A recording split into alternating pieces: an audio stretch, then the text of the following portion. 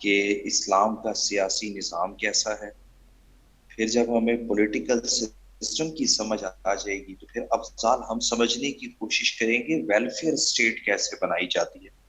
کیونکہ اسلام میں ریاست ہمیشہ ہوتی ہے فلاحی ریاست. تو پھر ہم دیکھیں گے کہ اسلامی ریاست ایک فلاحی ریاست ہے. سیاسی نظام کیسے فلاحی ریاست کی بات کرتا ہے. اور جب ہم فلاحی ریاست کو سمجھ لیں گے تو پھر اسی کے ساتھ میں آپ کو وہ جو ہمارا 7th چیپٹر ہے نا کہ پبلک ایڈمنسٹریشن کیا ہے, گڈ گورننس کیا ہے اور اس کے کیا فیچرز ہیں, وہ کروا دوں. تو سب سے پہلے ہم بات کرتے ہیں پولیٹیکل سسٹم آف اسلام کی. اسلام کا سیاسی نظام. آپ لوگوں نے کبھی پالیٹکس کی ڈیفینیشن سنی ہے کہ ہم پالیٹکس کسے کہتے ہیں Sheila?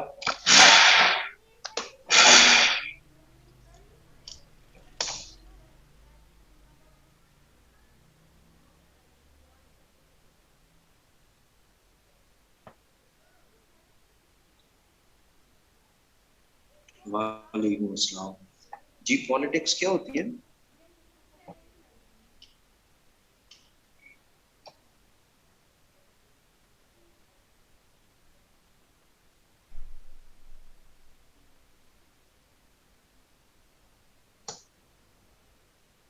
Associated with governance of a country, especially debate between parties having power. Shabash Maqsood.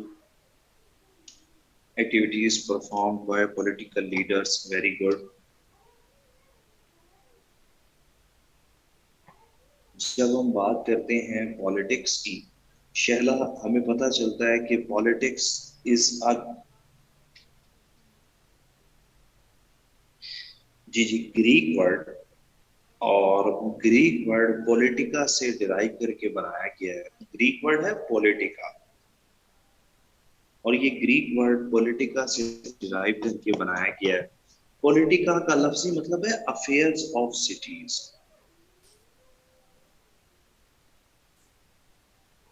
Affairs of cities. Afzal, Greeks جو ہے وہ اسمال سٹی اسٹیٹس میں رہا کرتے تھے, چھوٹے چھوٹے شہروں پر مشتمل ان کی ریاستیں تھیں.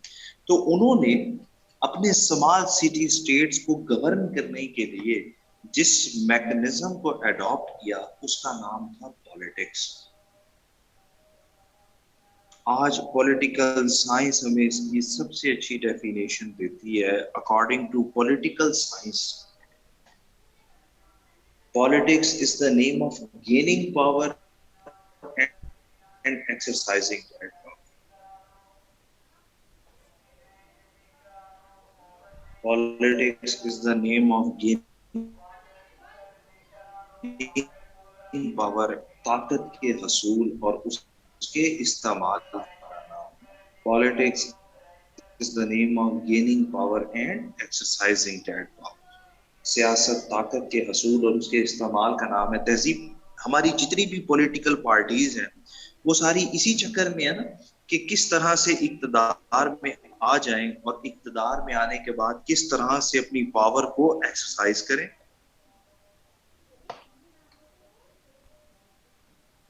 اس کے بعد پھر ایرسٹوٹل. ایرسٹوٹل کی ایک فیمس بک تھی دا پالیٹکس. نام سنا ہے آپ نے ایرسٹوٹل کی فیمس بک دا پالیٹکس کا؟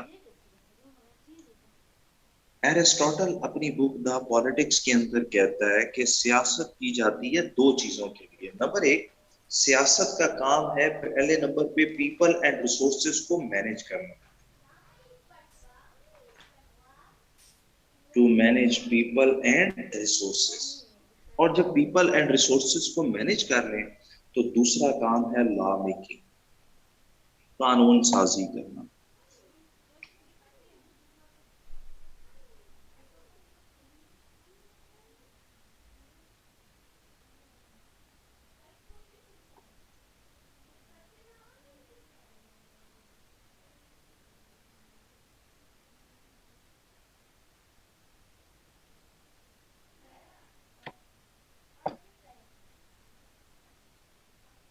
اس کے بعد پھر ہم دیکھتے ہیں جی نجم.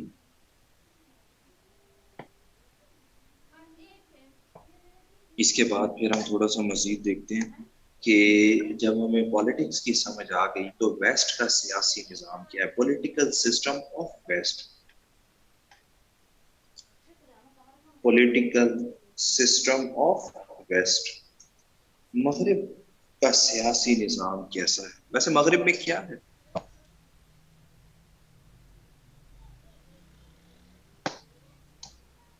مغرب میں ہم کیا کہتے ہیں؟ امیر حمزہ، ہم نے پڑھا کہ ایرسٹوٹل کے مطابق پالیٹکس کی جاتی ہے کہ کس طرح سے آپ نے اپنے لوگوں کو، وسائل کو مینج کرنا ہے، اور دوسرے نمبر پہ کس طرح سے آپ نے قانون سازی کرنی ہے. وہ politics is the name of making citizens happy. Aristotle کے مطابق سیاست اپنے لوگوں کو خوش کرنے کا نام ہے، اور یہ حقیقت بھی ہے. آپ دیکھیں عائشہ کے جو پولیٹیکل پارٹیز ہیں یہ اپنا منشور دیتی ہیں، مینیفیسٹو دیتی ہے نا سکندر الیکشن سے پہلے، اور اس مینیفیسٹو کے ذریعے یہ اپنے ووٹرز کو اپیل کرنے کی کوشش کرتے ہیں کہ ہم یہ کام کریں گے.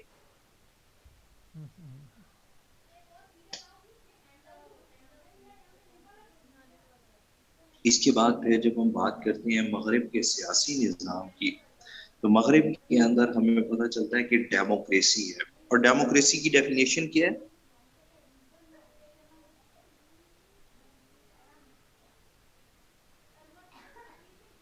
ڈیموکریسی کی کیا ڈیفینیشن ہے؟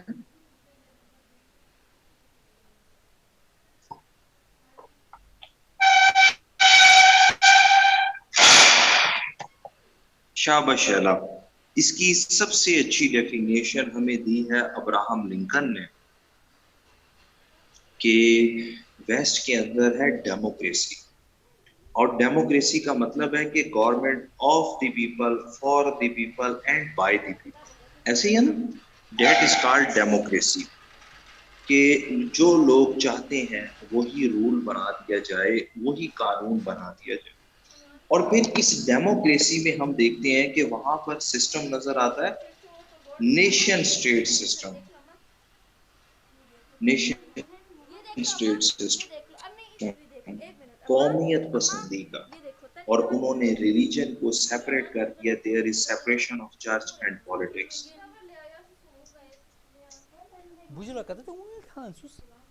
Separation of church and politics. کہ مغرب میں جب رینیساں آیا تو ان لوگوں نے رینیساں کے بعد سیاست کو ریاست سے الگ کر دیا. اب آپ دیکھیں نیشن سٹیٹ سسٹم کیا ہے اور ڈیموکریسی کیا ہے.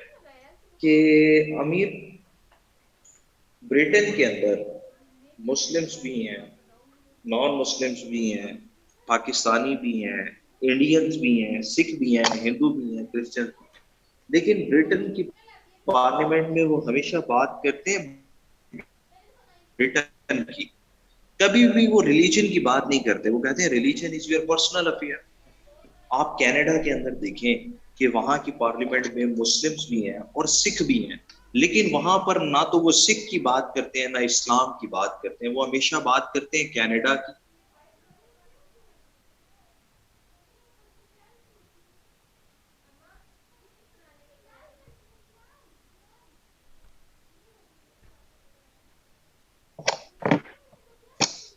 اب ہم بات کرتے ہیں کہ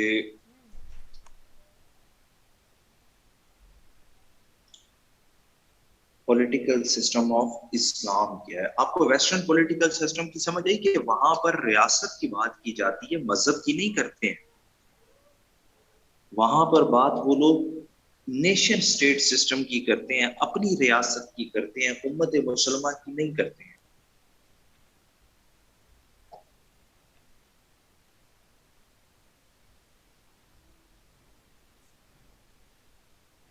اب ہم بات کر لیتے ہیں پولیٹیکل سسٹم آف اسلام کی. تو اسلام ایک دین ہے شہلا، اسلام ایک دین ہے، اسلام ایک مکمل ضابطۂ حیات ہے. تو اسلام نے پھر ہمیں جب کہتے ہیں کہ ایک دین ہے تو اس نے اپنا پھر پولیٹیکل سسٹم بھی دیا ہے، اپنا سیاسی نظام بھی دیا ہے.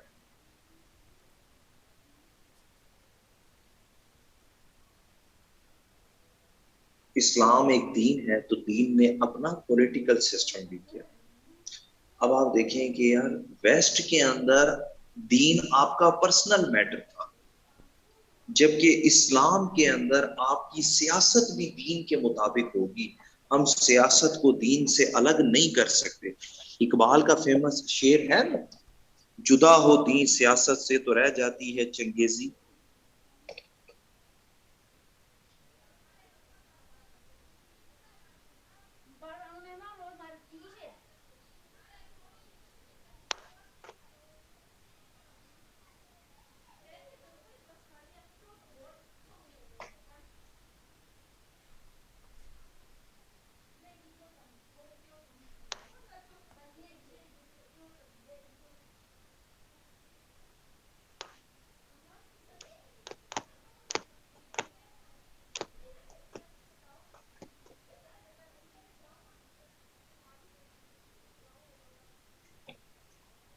اس کے ساتھ پھر اب ہم دیکھ لیتے ہیں کہ اگر اسلام نے ایک پورا سیاسی نظام دیا ہے تو سب سے پہلے قرآن ہمیں کیا بتاتا ہے کہ آپ کا پولیٹیکل سسٹم کیسا ہونا چاہیے اور ریاست کو کیسے چلانا ہے. جب ہم قرآن کی طرف دیکھتے ہیں تو قرآن میں ہمیں ڈفرینٹ پرنسپلز ملتے ہیں کہ کس طرح سے ریاست کو چلانا ہے. قرآن کے اندر سب سے پہلے ذکر ہمیں ملتا ہے حضرت ابراہیم علیہ السلام کی حکومت کا. اللہ تعالیٰ قرآن میں ڈفرینٹ پہلو کے قصے بتاتے ہیں نا.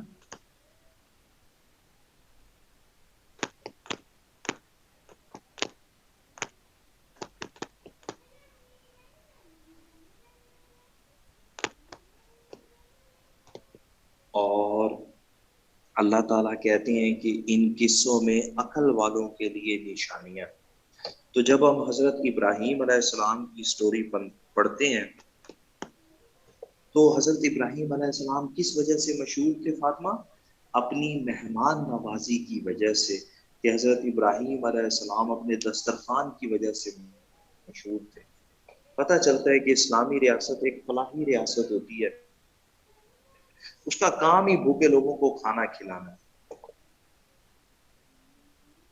اس کے بعد دوسرے نمبر پر قرآن پاک میں ہمیں ذکر ملتا ہے حضرت موسیٰ علیہ السلام کی حکمرانی کا. حضرت موسیٰ نے کیا کام کیا تھا کہ سب سے پہلے تو حضرت موسیٰ نے انسانی حقوق کی خاطر اپنی قوم کو ظالم حکمران سے نجات دلائی. ایسے ہے نا کہ فرعون بنی اسرائیلیوں پر ظلم کرتا تھا، انہیں مارتا تھا، ان پر تشدد کرتا تھا. تو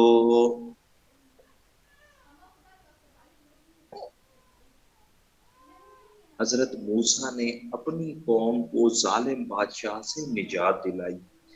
مقصود آپ نے ہولی پرافٹ کی کبھی حدیث سنی کہ بہترین جہاد تو ظالم حکمران کے سامنے کلمہ حق کہنا ہے. بہترین جہاد تو ظالم حکمران کے سامنے کلمہ حق کہنا ہے. اور حضرت موسیٰ نے فرعون کے سامنے وہ کلمہ حق کہا. اچھا پھر جب حضرت موسیٰ نے بنی اسرائیلیوں کو آزاد کروا دیا تو حسین اسی کے ساتھ ساتھ پھر ہمیں پتہ چلتا ہے کہ حضرت موسیٰ کی دعا سے آسمان سے منو سلوہ نازل ہوتا تھا اور اگین ریاست نے تمام لوگوں کو کھانا فراہم کیا. حضرت موسیٰ کی دعا سے منو سلوہ نازل ہوتا تھا نا، ریاست نے اگین تمام لوگوں کو کھانا بھی دیا. اب آپ کو سمجھ آئے گی وہ کنسپٹ آف پبلک ایڈمنسٹریشن میں حضرت عمر فاروق کا قول ہے نا کہ دجلہ اور فرات کے کنارے کوئی جانور بھی پیاسا مر جائے تو میں جواب دوں کہ اسلامی ریاست میں کوئی بھی شخص بھوک اور افلاس کی وجہ سے نہیں مر سکتا. اس کے بعد پھر حضرت یوسف علیہ السلام کی بادشاہی کے بارے میں ہمیں پتہ چلتا ہے. اللہ تعالیٰ قرآن میں کہتے ہیں نا کہ حضرت یوسف کو بھی میں نے حکمران بنایا. اچھا جب حضرت یوسف علیہ السلام کو حکمران بنایا تو ایمن حضرت یوسف کے دور میں قحط پڑا تھا، 7 سال قحط پڑا تھا. ایسے ہی حضرت یوسف نے قحط کے دنوں میں تمام لوگوں کو کھانا پرووائڈ کیا. اسلامی ریاست نے قحط کے دنوں میں تمام لوگوں کو کھانا پرووائڈ کیا. اس کے بعد پھر حضرت یوسف علیہ السلام خود بھی کچھ عرصے کے لیے جیل میں رہے تھے. حضرت یوسف علیہ السلام کچھ عرصے کے لیے جیل میں رہے تھے. تو اسی لیے پھر انہوں نے جیل کے کام پر جو ہے وہ امپروومنٹ لے کر آئے, سسٹم آف جسٹس کو امپروو کیا.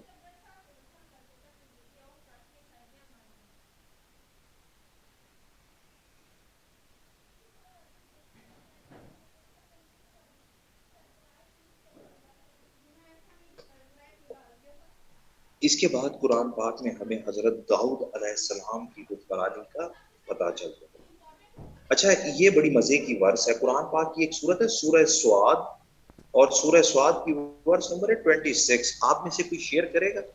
میں آپ کو یہاں پر بتاتا ہوں کہ اللہ تعالیٰ کیا کہتے ہیں کہ جب آپ حکمران بن جائیں تو آپ نے کیا کرنا.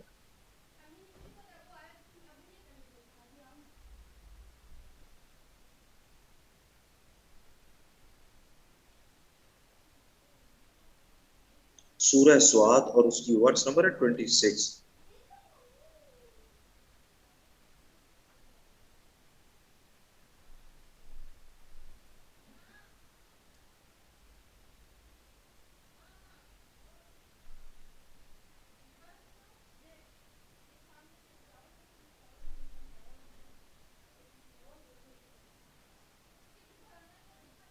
جی, سورہ سعد ورس نمبر 26 ملی ہے جلال الدین.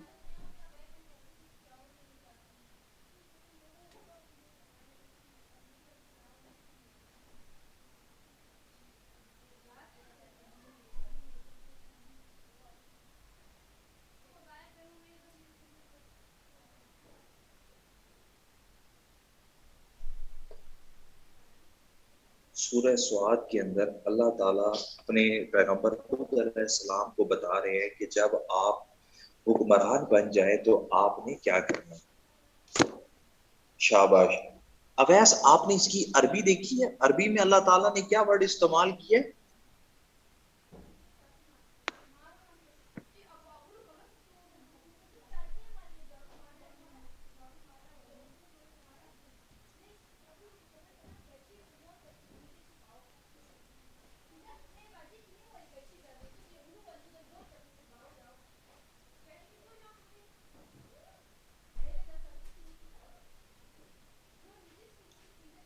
اب آپ دیکھیں کہ اللہ تعالیٰ نعمان ورڈ استعمال کر رہے ہیں کہ اے داؤد, ہم نے تمہیں زمین پر اپنا خلیفہ بنایا.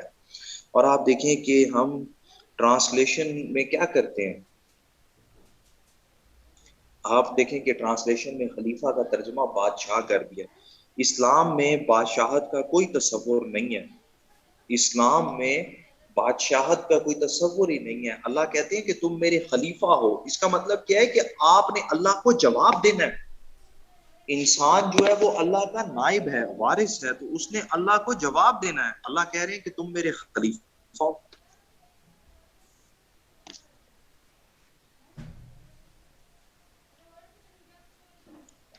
اور حسین, اللہ تعالیٰ کہتے ہیں کہ میں نے تمہیں زمین پر خلیفہ بنایا ہے. اور جب اللہ کے نام پر کوئی شخص اقتدار میں آ جائے تو اسی آیت کو پورا پڑھیں, آپ دیکھیں کہ اللہ تعالیٰ کیا کہہ رہے ہیں کہ پھر آپ نے کیا کرنا ہے.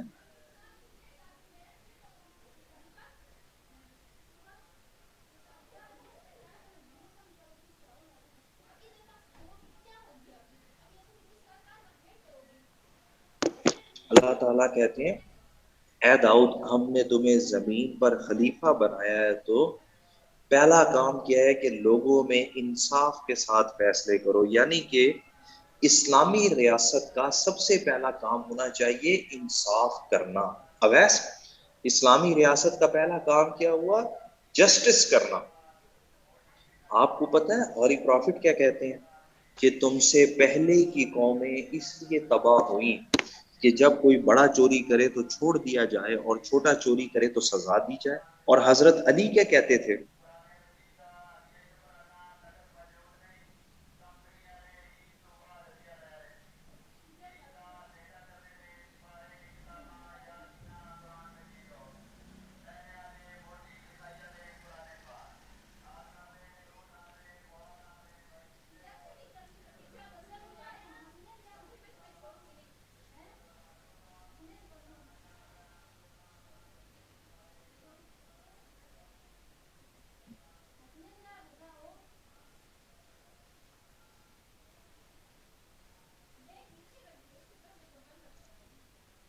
اللہ تعالیٰ کیا کہہ رہے ہیں کہ آپ نے انصاف کرنا ہے. ہولی پروفٹ کہتے ہیں انصاف نہیں کرو گے تو قوم تباہ ہو جائے گی. اور حضرت علی کہتے ہیں the system of disbelief can work but the system of injustice can't work. کہ بھئی کفر کا نظام تو چل جائے گا پر ظلم کا نظام نہیں چلے گا, ہے نا تہذیب. لیکن یار پاکستانیوں نے تو قسم کھائی ہوئی ہے کہ انہوں نے کوئی ہائی لیول کا کام کرنا ہے. یہ حضرت علی کے قول سے بھی آزاد ہے لوگ. آپ کو پتا ہے پاکستانی حضرت علی کے بھی قول سے آزاد ہیں. یہاں پر ظلم بھی انتہا کا ہے اور یہاں پر آپ دیکھیں کہ ابھی تک یہ ملک قائم بھی ہے.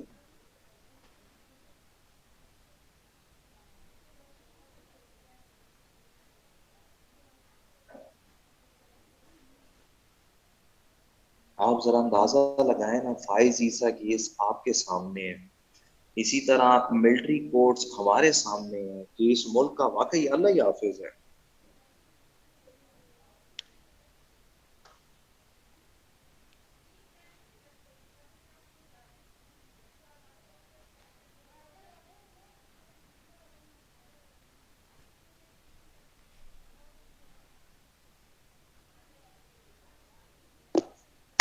اور اس کے ساتھ ہی پھر اس آیت میں افضال آگے پڑھ کے دیکھو اللہ تعالیٰ کیا کہہ رہے ہیں اپنے پیغمبر کو کہ ذاتی خواہشات کی پیروی نہیں کرنی. اگر ذاتی خواہشات کی پیروی کرو گے تو یہ تمہیں خدا کی راہ سے بھٹکا دیں گی, اور جو خدا کی راہ سے بھٹک جائے تو اس کا انجام بہت برا ہے. حضرت عمر فاروق ہمیشہ کہتے تھے کبھی بھی کسی تاجر کو حکمران نہیں بنانا چاہیے. وہ اپنے بزنس کو پروموٹ کرے گا, وہ ہمیشہ اپنے بزنس کی باتیں کرے گا, کبھی بھی وہ عوام کی بات ہی نہیں کرے گا. اور یہ حقیقت ہے.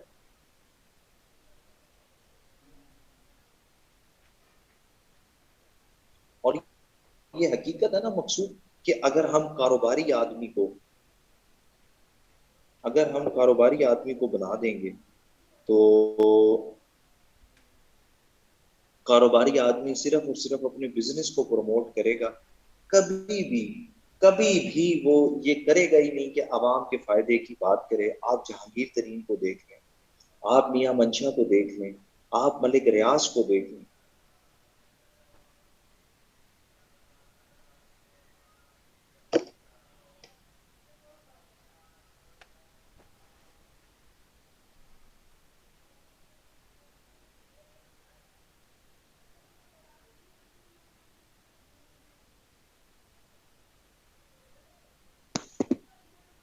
اور بھئی آپ جب بزنس کریں گے آپ اپنا ذاتی فائدہ حاصل کریں گے, آپ عوام کے فائدے کی تو بات ہی نہیں کر سکتے.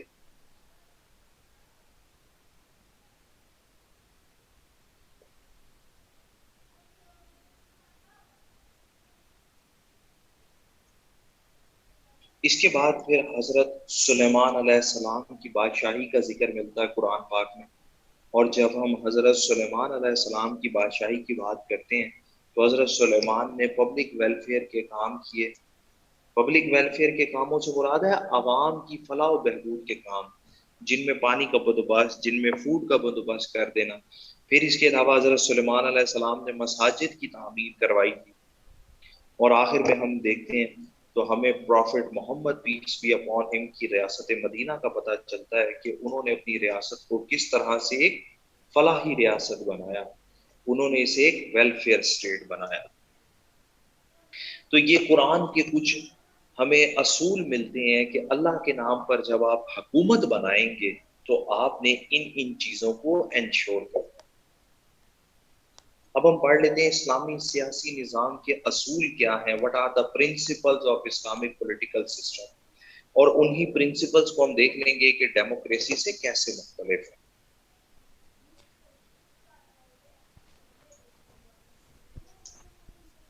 Principles of Islamic political system, انہیں ہم فیچرز بھی کہتے ہیں یا اسلام کے سیاسی نظام کی خصوصیات بھی کہتے ہیں. تو اسلام کے سیاسی نظام کی سب سے پہلی خصوصیت ہے حسین سوورینٹی آف آلمائٹی اللہ. آپ لوگوں نے پاکستان افیئر میں بھی پڑھا ہوگا کہ پاکستان افیئر میں بھی ہم کہتے ہیں سوورینٹی بلانگس ٹو آلمائٹی اللہ، اقتدار اعلیٰ کے مالک تو اللہ تعالیٰ ہے۔ شہلا کیوں ہم اللہ تعالیٰ کو سوورن بناتے ہیں؟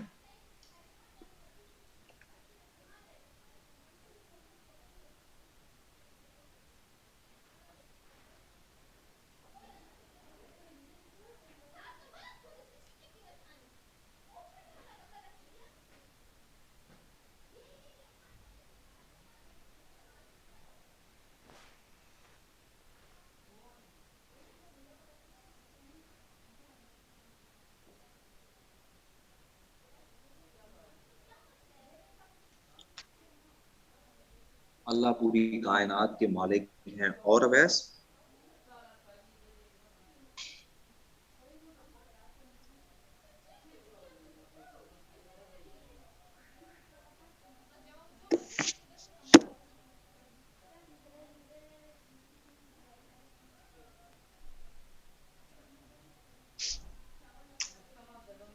آپ کو پتہ ہے ویسٹ میں سوورن کون ہوتا ہے شارق؟ مغرب میں سوورن کون ہے؟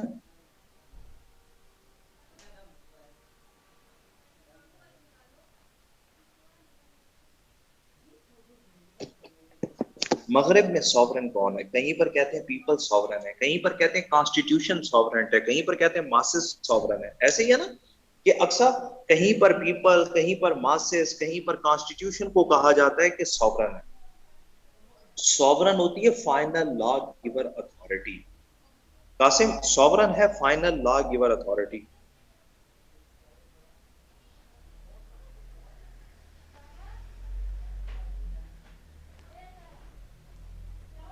اور سوورن جو ہے وہ لا گیور اتھارٹی ہوتی ہے۔ تو ماسز اگر سوورن ہو یا جلال الدین اگر پارلیمنٹ سوورن ہو تو اسے ہم کہتے ہیں پاپولر ووٹ، اسے ہم کہتے ہیں پاپولر ووٹ، کہ بھئی جو عوام چاہتے ہیں وہی قانون بنا دیں۔ یہی ہے نا ڈیموکریسی، کہ government of the people for the people.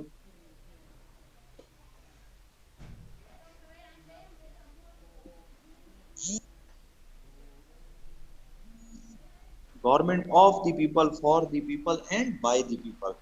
تو قاسم وہ تو بات کر رہے ہیں پاپولر ووٹ کی، کہ جو عوام چاہتے ہیں وہی قانون بن جائے، لیکن جب ہم اللہ کو سوورن بناتے ہیں تو اللہ کا قانون چلتا ہے، پھر ہم 100% چاہ کر بھی اللہ کے قانون کے خلاف نہیں جا سکتے۔ میں آپ کو اس کی مثال دیتا ہوں جلال الدین،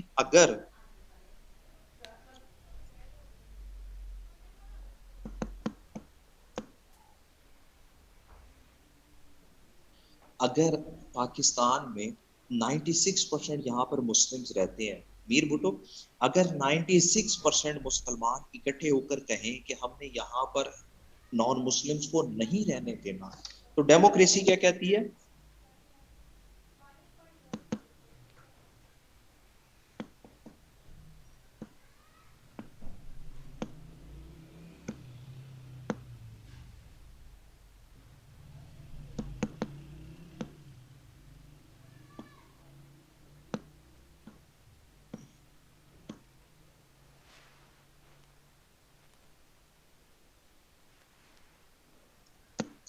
آپ دیکھیں کہ میجورٹی از اتھارٹی، اور وہ کہتے ہیں بناؤ پھر قانون۔ ایسے ہی ہے نا کاشف کہ پھر نان مسلمز کو پاکستان سے جانا پڑے گا۔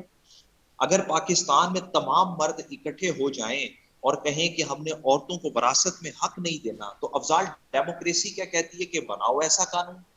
اگر تمام ہندو اکٹھے ہو کر آ جائیں اور کہیں کہ ستی کی رسم ہمارے مذہب کا حصہ ہے اور آپ اسے شروع کرائیں، تو ڈیموکریسی کیا کہتی ہے کہ آپ جو ہے وہ اسے بناؤ۔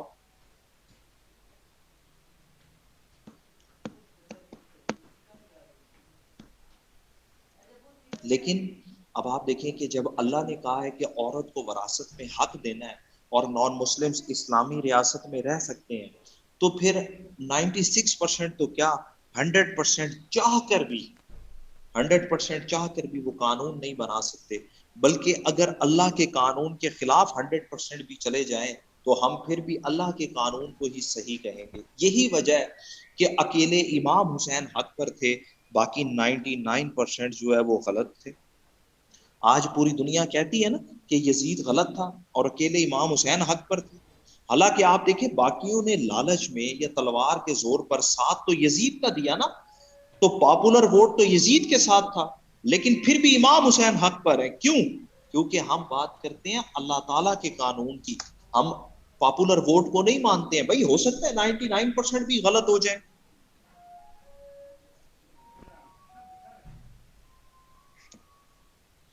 آپ کو ڈیموکریسی اور اسلام میں تھوڑا سا فرق سمجھ آیا؟ کتنا فرق ہے؟ میں نے یہ کمپیریزن کیا ہے ان ڈیٹیل تاکہ پیپر میں آپ اچھی طرح سے لکھ سکیں کہ بیسک کنسیپٹ ہی سوورینٹی میں ہے.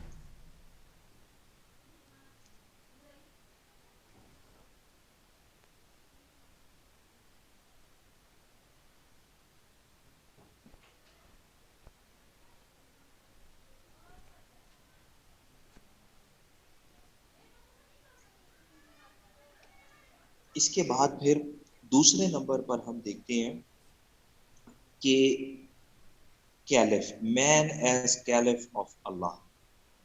کیلف خلیفہ کون ہوگا؟ اسلام کے سیاسی نظام میں دوسرا جو ورڈ ہم استعمال کرتے ہیں وہ ہے کیلف کا، خلافت کا. اکثر لوگ سوال کرتے ہیں جی خلیفہ کا ورڈ آیا کہاں سے ہے؟ تو میں نے اسی لیے وہ قرآن کی آیت آپ لوگوں کے ساتھ شیئر کی کہ پتہ چل جائے بھائی کیلف کا ورڈ اللہ نے قرآن میں استعمال کیا. اور اللہ تعالیٰ قرآن پاک کے اندر ہی کہتے ہیں سورہ نساء، اور سورہ نساء کی ورس نمبر ہے 59، اس کے اندر قاسم اللہ تعالیٰ کہتے ہیں کہ اے ایمان والو اللہ کی اطاعت کرو، اللہ کے رسول کی اطاعت کرو، اور جو تمہارا حکمران ہے اولو الامر ہے اس کی اطاعت کرو. حسین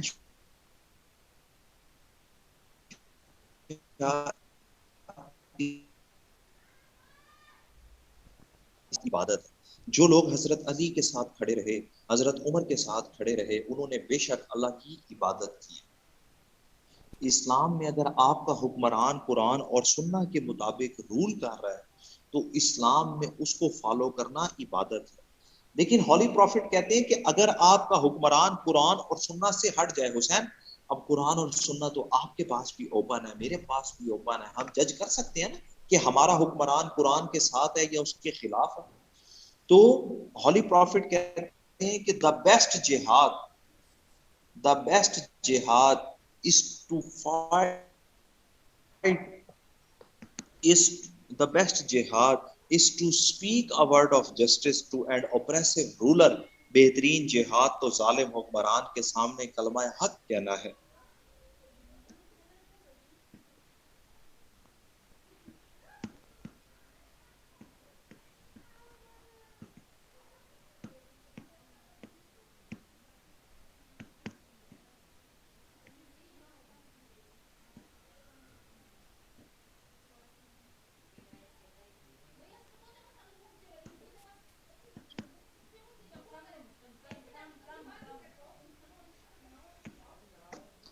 اور اس کے بعد پھر فرسٹ کیلف آف اسلام حضرت ابو بکر صدیق کہتے ہیں زاہد فرسٹ کیلف آف اسلام حضرت ابو بکر صدیق کہتے ہیں کہ if I follow Quran and Sunnah then obey me. اگر میں قرآن اور سنہ کے مطابق رول کروں تو آپ میری اطاعت کریں، اور اگر میں قرآن اور سنہ سے ہٹ جاؤں تو مجھے میرے منصب سے ہٹا دیا جائے.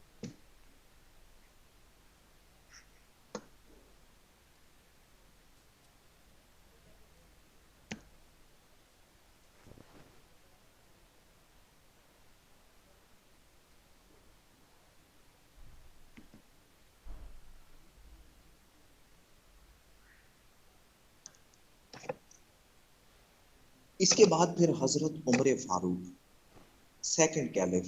حضرت عمر فاروق کہتے ہیں دیر از نو کیلف وداؤٹ کنسلٹیشن. حضرت عمر فاروق کہتے ہیں دیر از نو کیلف وداؤٹ کنسلٹیشن، کے مشورے کے بغیر کوئی بھی شخص خلیفہ بن ہی نہیں سکتا. یعنی کہ خلیفہ کبھی بھی ڈیسپوٹک رولر، مطلق العنان بادشاہ نہیں ہو سکتا کہ وہ کبھی کسی کو جواب دینا ہو. خلیفہ جواب دہ ہوتا ہے، مشورے سے کام کرتا ہے.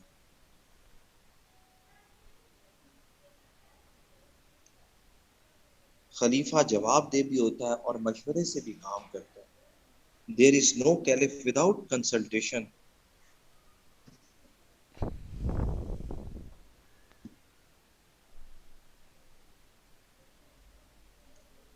اس کے بعد حضرت عمر فاروق کے دور میں آپ کو پتا نا پرشین اور رومن امپائر فتح ہوئی تھی.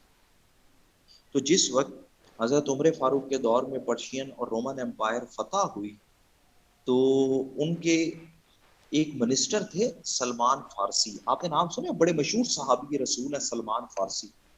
تو حضرت عمر فاروق نے پوچھا کہ سلمان بتاؤ میں بادشاہ ہوں یا خلیفہ؟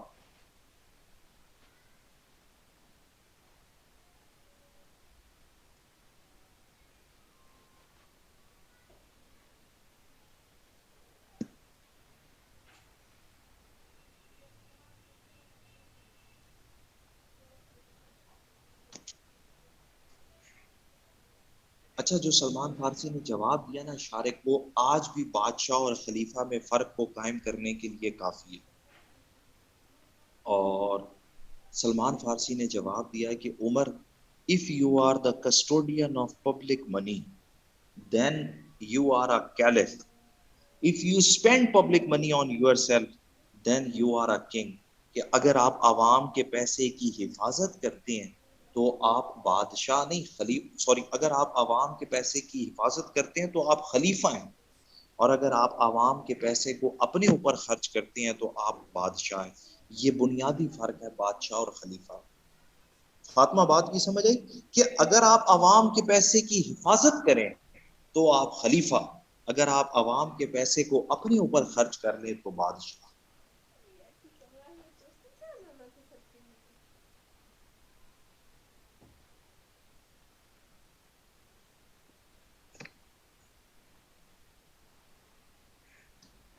اس کے بعد تھرڈ کیلف آف اسلام حضرت ابو بکر صدیق، اور تھرڈ کیلف آف اسلام حضرت عثمان غنی. تھرڈ کیلف آف اسلام حضرت عثمان غنی کہتے ہیں کہ خلیفہ کا لازمی کام ہے کہ وہ سوشل ویلفیئر کرے، وہ پبلک ویلفیئر کے کام کرے. حضرت عثمان غنی کیا کہتے ہیں؟ واحد کہ خلیفہ کا یہ کام ہے کہ وہ پبلک ویلفیئر، سوشل ویلفیئر کے کام کرے، فلاح عامہ، رفع عامہ کے کام کرے، جیسے پانی کا بندوبست، جیسے فوڈ کا بندوبست، جیسے شیلٹر کا بندوبست.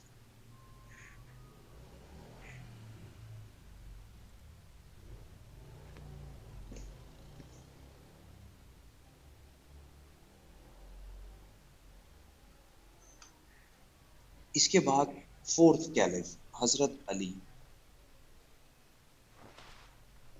فورتھ کیلف حضرت علی، اور حضرت علی کہتے ہیں کہ خلیفہ کا کام ہے سب سے پہلے نمبر پہ تو انصاف کرنا، جسٹس کرنا. کیونکہ حضرت علی کا ہی قول ہے کہ کفر کا نظام تو چل جائے گا پر ظلم کا نظام نہیں چل سکتا. تو حضرت علی کیا کہتے ہیں کہ خلیفہ کا سب سے پہلا کام ہے انصاف کرنا، اور انصاف کرنے کے ساتھ ساتھ دوسرے نمبر پر خلیفہ کا کام ہے کرپشن کو روکنا، اور پھر تیسرے نمبر پر خلیفہ کا کام ہے کہ گڈ گورننس کو اچیو کرنا.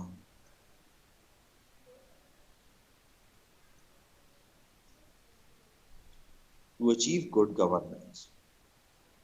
زاہد، ان چاروں مثالوں پر، یہ جو چار خلفائے راشدین کی ہیں، ان پر اگر ہم امام حسین کو رکھ کے دیکھیں تو پتہ چلتا ہے کہ انہوں نے ظالم حکمران کے سامنے کلمہ حق بھی کہا، انہوں نے حکمران کو عوام کا پیسہ استعمال کرنے سے روکا، انہوں نے عوام کی فلاح و بہبود کی اور انصاف کی بات کی.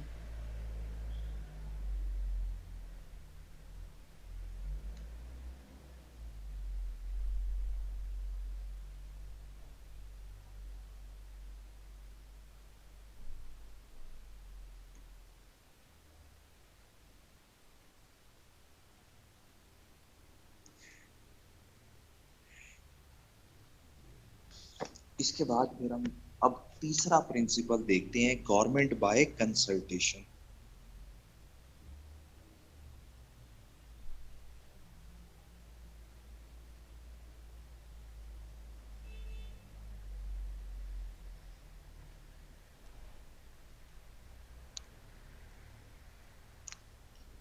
Government by consultation. اچھا یہ ڈیموکریٹک اسپرٹ آف اسلام ہے. وہ قاسم کئی لوگ کہتے ہیں نا کہ اسلام میں جمہوریت ہے, تو تھرڈ ہے یہ گورنمنٹ بائی کنسلٹیشن, شورا. شورا از the third principle of Islamic political system. That's the democratic spirit of Islam. اسلام میں جمہوری تصور, democratic spirit of Islam.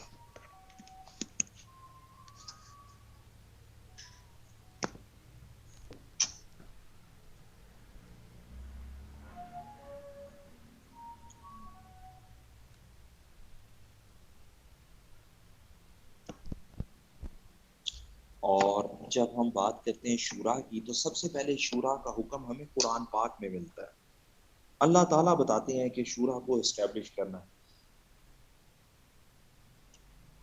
سورہ آل عمران اور اس کی ورس نمبر ہے 159. سورہ آل عمران اس کی ورس نمبر ہے 159, جس کے اندر اللہ تعالیٰ کہتے ہیں وَشَاوِرْهُمْ فِي الْأَمْرِ, consult them in the matter, کہ اللہ تعالیٰ نے اپنے پیغمبر کو کہا کہ آپ ان سے مشورہ کیا کریں. اچھا اسی طرح سورہ شورا قرآن پاک کی ایک پوری سورت ہے, اور سورہ شورا کی ورس نمبر ہے 38, جس کے اندر اللہ تعالیٰ کہتے ہیں وَأَمْرُهُمْ شُورَى بَيْنَهُمْ, کہ مسلمانوں کے آپس کے معاملات باہمی مشاورت سے طے پاتے.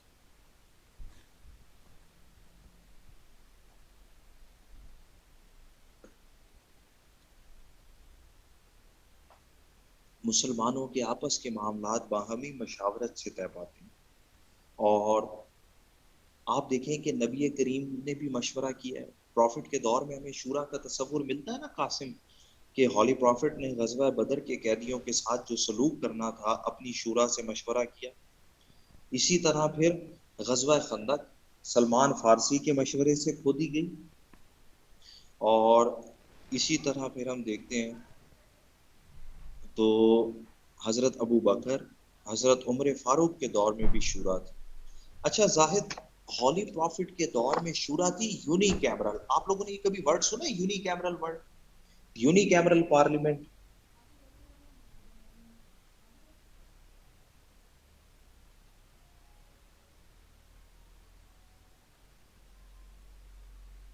ایک ایوان پر مشتمل پروفٹ کے دور میں پارلیمنٹ تھی. اچھا اب یہ جو یونی کیمرل پارلیمنٹ تھی نا جی توقیر, اب اس یونی کیمرل پارلیمنٹ میں لوگ پوچھتے ہیں کہ جی لوگ سلیکٹ کیسے ہوتے تھے, اس کے ممبر پارلیمنٹ کیسے سلیکٹ ہوئے؟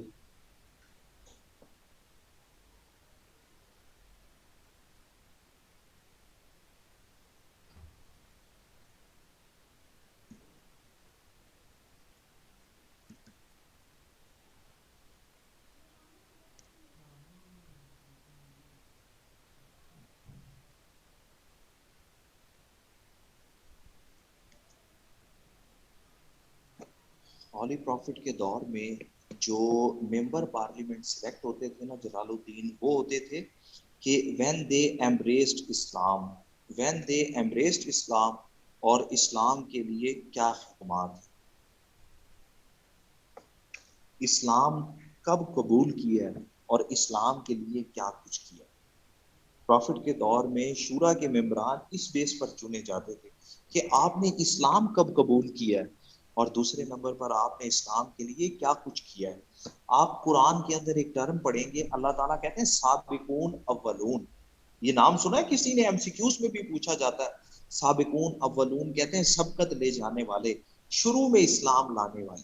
بھائی جن لوگوں نے شروع میں اسلام قبول کیا ہے وہ, اور جنہوں نے فتح مکہ کے موقع پر اسلام قبول کیا ہے وہ کبھی برابر تو نہیں نہ ہو سکتے.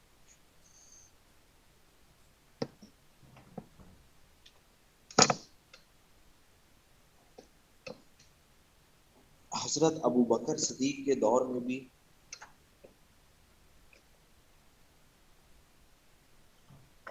قائم. اب آپ نے یہ یاد رکھنا ہے کہ پروفٹ کے دور میں معیار کیا تھا کہ اسلام کب قبول کیا ہے اور اسلام کے لیے کیا کچھ کیا ہے.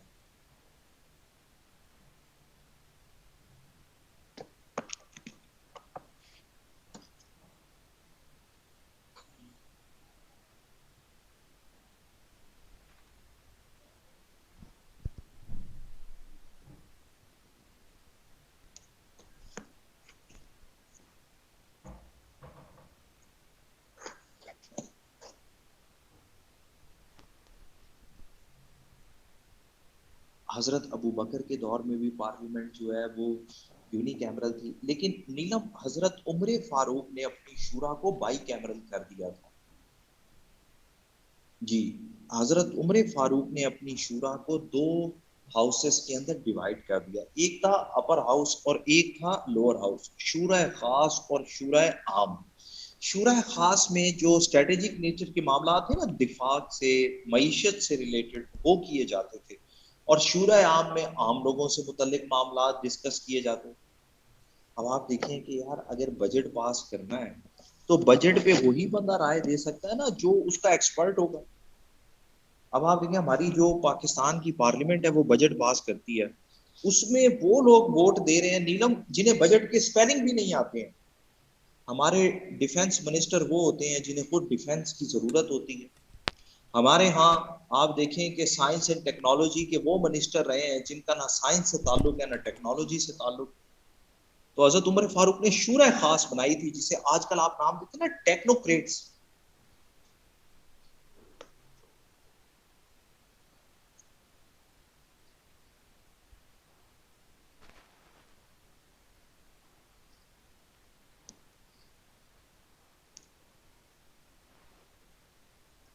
Experts, very good Qasim.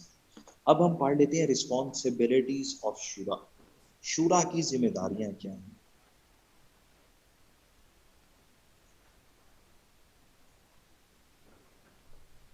Responsibilities of شورا. حسنین ادھر آؤ. اتنی بڑی وہ ہے مچھر ہے تو وہاں پیچھے بہت بڑی ہے، تو وہ جیم کی کوئی بوتل ٹائپ ہے اس طرح کی. اور جب ہم بات کرتے ہیں پکڑ رہے ہیں شاور رسپانسبلٹیز میں ڈال آف کے پکڑو شورا کی، تو شورا کا سب سے اور پہلا باندھ کے باہر کام ہے نکال دو پھر سلیکشن ٹھنڈا آف کر دو. کیلف. بہت بڑی ہے تین ملین بڑا ہے. تھوڑا یہ چھاپڑا دیا کہ تو اس کو باندھنے بند کر دو. روچی صاحب اس کو بند کر دو. شورا کا سب سے پہلا کام کیا ہے؟ Selection of caliph. آج ہم کہتے ہیں نا کہ پرائم منسٹر کیسے چنا جاتا ہے؟ اسمبلی چنتی ہے. پردے کی پیچھے سلیکشن آف کیلف. جب انہوں نے خلیفہ کو چنا ہے تو پھر انہوں نے آپ بند کرو خلیفہ اس کا. کی اکاؤنٹیبلٹی بھی میں کرنی اس کو ہے. ایک لگاؤں گا نا اس سے تو یہ نیچے گر جائے گی پھر تمہیں بند کرنا. Accountability of caliph. ہاں یہ دیکھو آپ سامنے شیڈو سے نظر آئے گا اوپر اس طرح کر کے بند کر دیں. پھر کرو نا بند گر جائے گا. میں کرتا ہوں پھر آگے والا کام تم کرتے ہو تو اور اس میں بند کرنا اکاؤنٹیبلٹی آف کیلف کے ساتھ ایک ساتھ کرتے ہو. شورا کا کام ہے اجماع کرنا. ہم نے پڑھا تھا نا اجماع. یہ شورا کا کام ہے کہ وہ اجماع بھی کرے، وہ کنسنسس کو ڈیولپ بھی کرے. اور اسی کے ساتھ ساتھ پھر اس کا ایک اور بھی کام ہے، اور وہ ہے کہ شورا کے اندر وومن ریپرزنٹیشن لازمی ہو. Women representation is very much necessary. Qasim, holy prophet نے عورتوں سے بیعت کی ہے. حضرت عمر فاروق کی شورا میں عورتیں شامل تھیں. ایون کہ حضرت عثمان غنی کی سلیکشن کے موقع پر حضرت عبد الرحمن بن عوف نے مدینے کی ہر عورت سے مشورہ کیا. مدینے کی ہر عورت سے مشورہ کیا کہ آپ کی نظر میں خلیفہ کون ہونا چاہیے. اسلام نے عورت کو 1400 سال پہلے ووٹ دینے کا حق دیا ہے، جبکہ مغرب میں یہ ملا ہے سیکنڈ ویو آف فیمنزم کے بعد.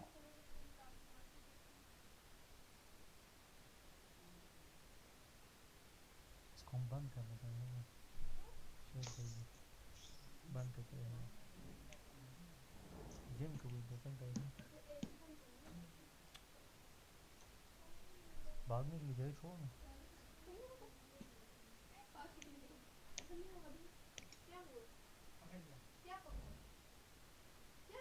اور میں کسے پکڑوں گا.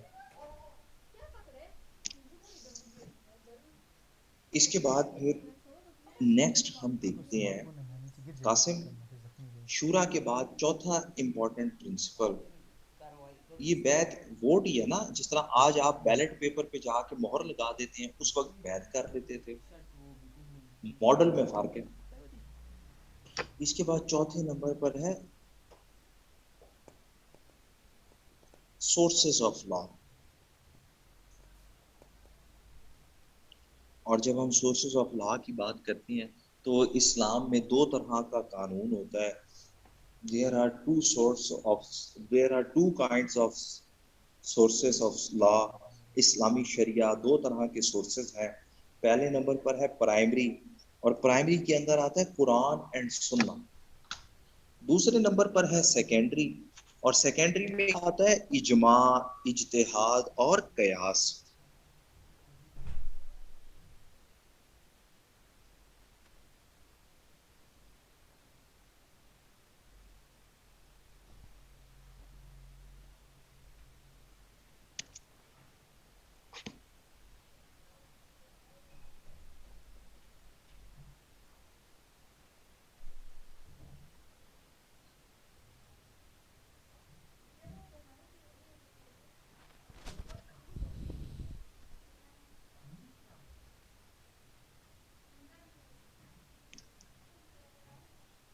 اور سورسز آف لا کے بعد اچھا آپ دیکھیں اسلام میں اپنا قانون ہے. اسلام نے ہر چیز عوام پہ نہیں چھوڑ دی ہے. جب ہم ڈیموکریسی کی بات کرتے ہیں تو اس میں تو ایک کانسٹیٹیوشن ہوتا ہے نا جو بن جاتا ہے اور اسی میں امینڈمنٹ کرتے رہتے ہیں. لیکن اسلام کا اپنا ہی شریعت کا نظام ہے، اپنا ہی قانون شریعہ ہے.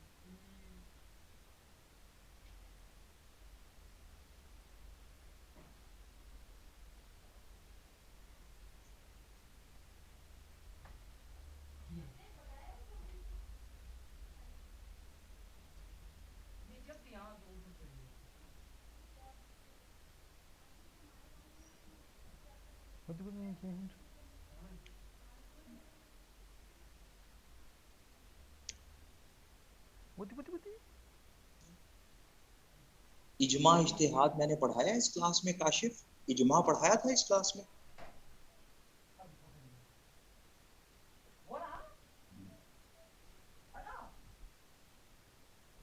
اجماع نہیں پڑھا؟ چلیں آج میں آپ کو یہ اجماع اور اجتہاد بھی پڑھاتا ہوں. یہ تو بڑا امپورٹنٹ ہے، میں سمجھا پڑھا دیا. چلیں آج ہم اسے بھی پڑھ لیں گے. اس کے بعد پھر سورسز آف لا کے بعد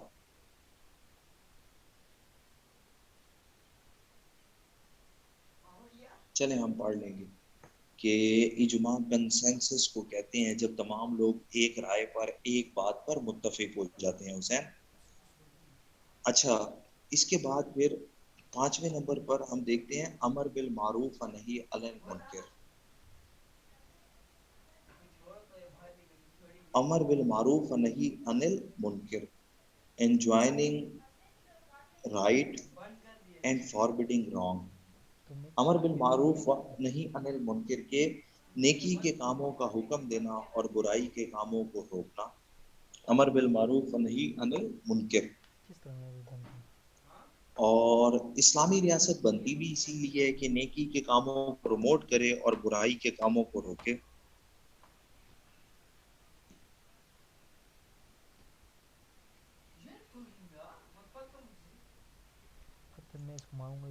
اور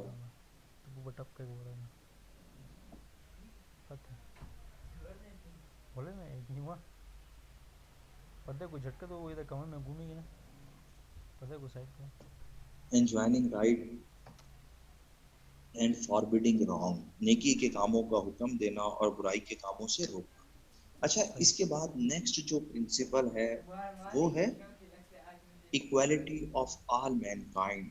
equality of all mankind کہ اسلامی ریاست میں تمام لوگ برابر ہوتے ہیں.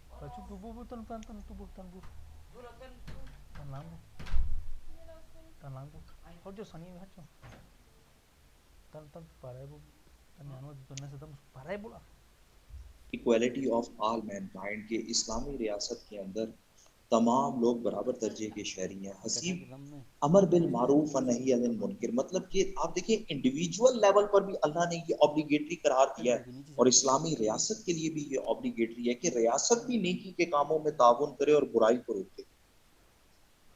نیکی کے کام کیا ہیں اسلامی سیاسی نظام میں کہ جی آپ شریعت کا نفاذ کر دیں، آپ اسلامک قانون کو امپلیمنٹ کرا دیں، آپ نیکی کے کاموں میں صدقہ جاریہ کے کام کرا دیں، ان میں تعاون کر لیں اور برائی کے کام کیا ہے کہ ریاست ہوتی ہی برائی کو روکنے کے لیے کہ قتل و غارت، چوری، لا انفورسمنٹ ایجنسیز کا قیام، یہ ہے نا ساری چیزیں.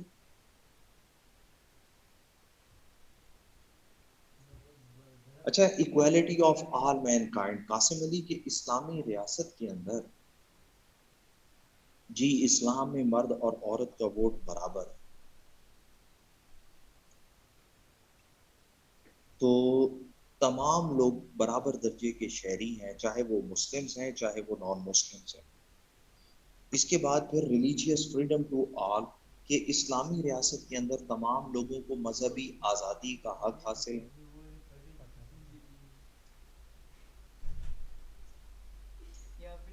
ریلیجیس فریڈم ٹو آل، تمام لوگوں کو مذہبی آزادی کا حق بھی حاصل ہے کہ اسلامی ریاست میں نان مسلمز بھی رہ سکتے ہیں، انہیں مذہبی آزادی کا حق حاصل ہے. اس کے بعد پھر ہم دیکھتے ہیں تو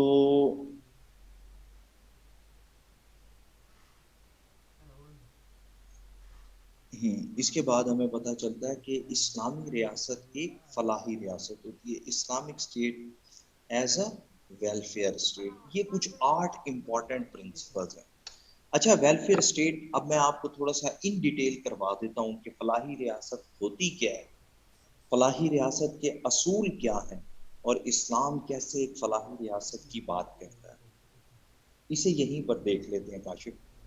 تو فلاحی ریاست کیا ہوتی ہے؟ اکثر آپ لوگوں نے ڈیفینیشنز بھی سنی ہوگی.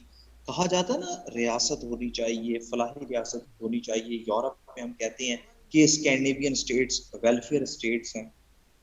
کسے فلاحی ریاست کہتے ہیں ہم؟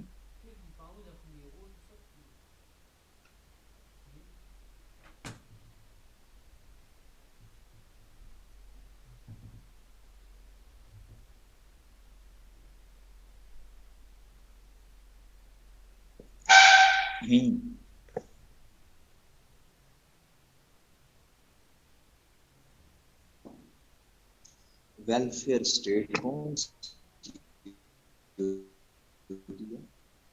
آج اقوام متحدہ نے ہمیں سب سے اچھی ڈیفینیشن دی ہے. Very good Qasim. اقوام متحدہ کی ڈیفینیشن کے مطابق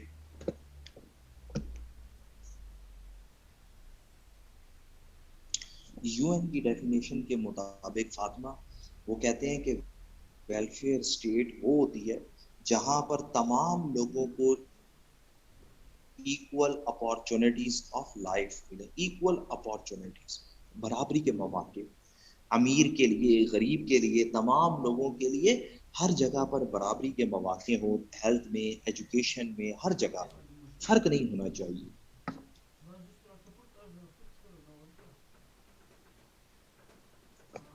دوسرے نمبر پر ایکوٹیبل ڈسٹریبیوشن آف ریسورسز، کے وسائل کی منصفانہ تقسیم بھی ہو. ایکوٹیبل ڈسٹریبیوشن آف ریسورسز، کے وسائل کی منصفانہ تقسیم ہو. جس علاقے کو جتنی ضرورت ہے اس کے مطابق اسے دیا جائے، اس کے مطابق وہاں پر خرچ کیا جائے. آج آپ دیکھیں ذرا کہ وسائل کی منصفانہ تقسیم ہوگی تو وہ فلاحی ریاست بنے گی. راولپنڈی اسلام آباد میں میٹرو بنائی، لاہور میں آتے تو لاہور والے ویسے بھی سفر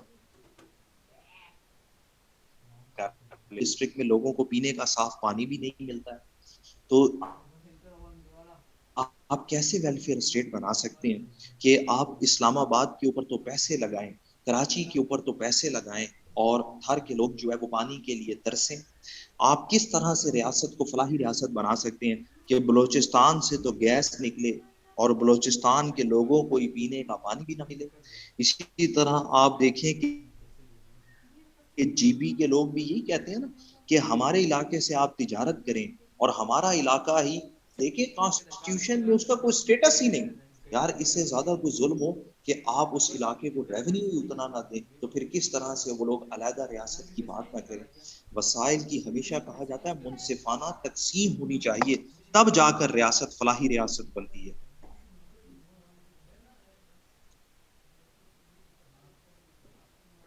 تو وسائل کی یہ میں آپ کو یو این کی ڈیفینیشن بتا رہا ہوں کہ یو این کی ڈیفینیشن کے مطابق فلاحی ریاست وہ ہے جہاں پر ایکول اپارچونٹیز ہوں، وسائل کی منصفانہ تقسیم ہو، اور تیسرے نمبر پر ریاست سوشل سیکیورٹی فراہم کرے۔ سوشل سیکیورٹی سے مراد ہوتا ہے کہ روٹی کپڑا مکان ریاست۔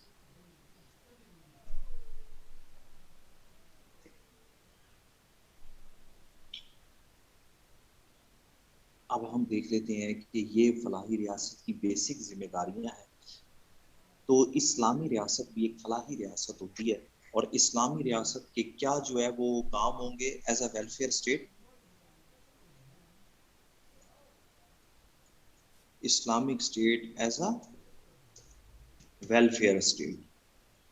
تو اسلامی ریاست بطور فلاحی ریاست کا سب سے پہلا کام ہے ایریڈیکیشن آف پاورٹی۔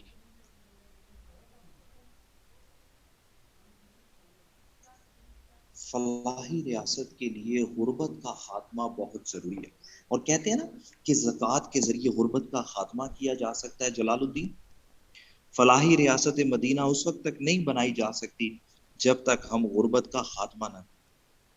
تو ہمارے حکمران کو بتانے کی ضرورت ہے کہ فلاحی ریاست مدینہ کے لیے آپ نے غربت کا خاتمہ کرنا ہے، غریب کا خاتمہ نہیں کرنا ہے۔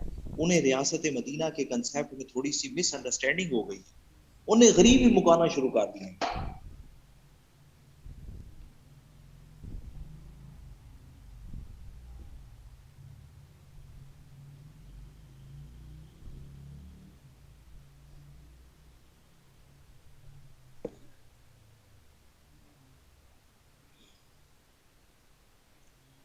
اس کے بعد پھر ہم تھوڑا سا مزید دیکھتے ہیں، تو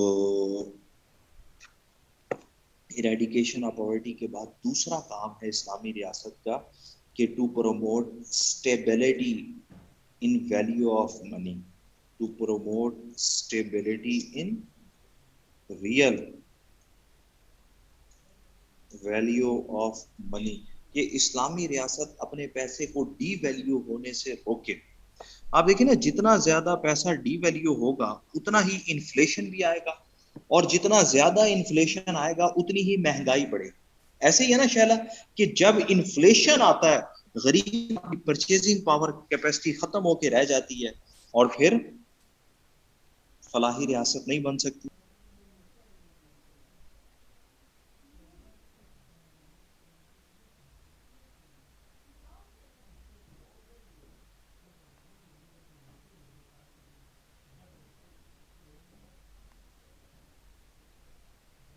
یار تم اپنا بدلہ لے رہے ہو، میں نے اس لیے بند کیا اس کو، آج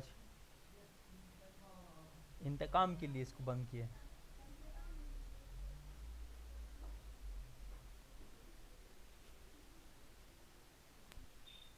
جی، اردو میں ہیڈنگ ہے غربت کا خاتمہ۔ لے اردو وچ بھی چانن پاؤ، لے افضال چانن ساڈے کول ہے نا 550 وولٹ دا، آپ آئیے ذرا اردو وچ بھی چانن پاؤ، ایڈا تو لکھنؤ والا اردو دان۔ دیکھیں، ایریڈیکیشن آف پاورٹی ہے غربت کا خاتمہ، اور دوسرے نمبر پر ہے روپے کی قدر میں کمی کو روکا جائے، روپے کی قدر کو مستحکم بنایا جائے۔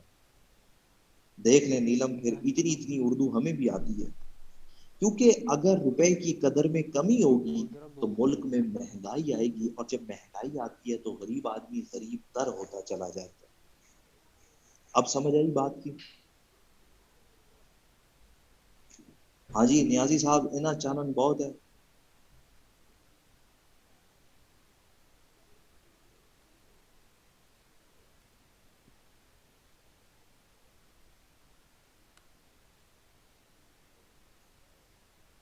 اوکے، اس کے بعد پھر جب ہم دیکھ لیتے ہیں کہ دوسرا کام ہے کہ روپے کی قدر کو مستحکم بنائے، تو تیسرا کام ہے اسلامی ریاست کا to maintain law and order, to maintain law and order. بھائی آپ اس وقت تک ریاست کو فلاحی ریاست نہیں بنا سکتے جب تک ملک کے اندر لا اینڈ آرڈر کو مینٹین نہ کر لیا جائے۔ اب ایسے ہی ہے نا کہ اس وقت تک لوگ انویسٹمنٹ نہیں کریں گے ملک میں امن و امان نہیں ہوگا تو امن و امان کے قیام کو یقینی بنایا جائے. اور حضرت عمر فاروق نے سب سے پہلے پیٹرولنگ پولیس بنائی، اور یہ پروفٹ نے بھی بنائے تھے، لیکن وہ تھے دشمن کے لیے. حضرت عمر نے پولیس کا محکمہ قائم کیا اور کہا کہ ملک میں امن و امان ہونا چاہیے. پھر لا اینڈ آرڈر کے بعد ہم دیکھتے ہیں تو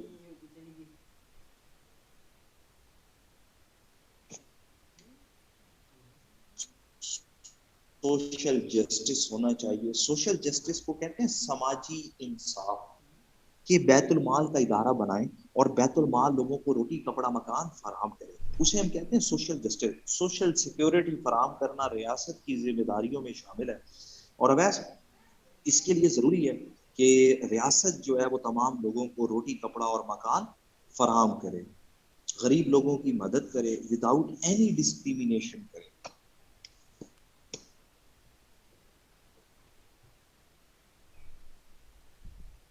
اس کے بعد پھر ہم دیکھتے ہیں کہ جو ڈسیبل پرسنز ہیں، ڈسیبلڈ پرسنز ہیں، ان کی بھی ضروریات کو پورا کیا جائے. اور اسی کے ساتھ ساتھ فلاحی ریاست کے لیے ضروری ہے کہ آپ پبلک ایڈمنسٹریشن کے اوپر بھی کام کریں. اچھا، یہ پبلک ایڈمنسٹریشن سے مراد کیا ہے کہ آپ کرائسس کو کنٹرول کرنے کی کوشش کریں، ایسے ہی نا. ضروری کہا جاتا ہے کہ آپ گڈ گورننس کو اچیو کریں. انہی تمام پرنسپل کے ساتھ ساتھ ہم دیکھتے ہیں کہ ہمارے خلفائے راشدین نے جو ایک فلاحی ریاست مدینہ بنائی تھی تو اس پہ انہوں نے کیا کیا. جو فرسٹ کیلف ہیں حضرت ابو بکر صدیق، ان سے ہم سیکھتے ہیں ٹرانسپیرنسی. ٹرانسپیرنسی کہ ملکی معاملات میں شفافیت ہونی چاہیے. کہتے ہیں نا گڈ گورننس کے لیے بھی پتہ تو ٹیکس پیئر کو کہ ان کا پیسہ خرچ کہاں ہو رہا ہے.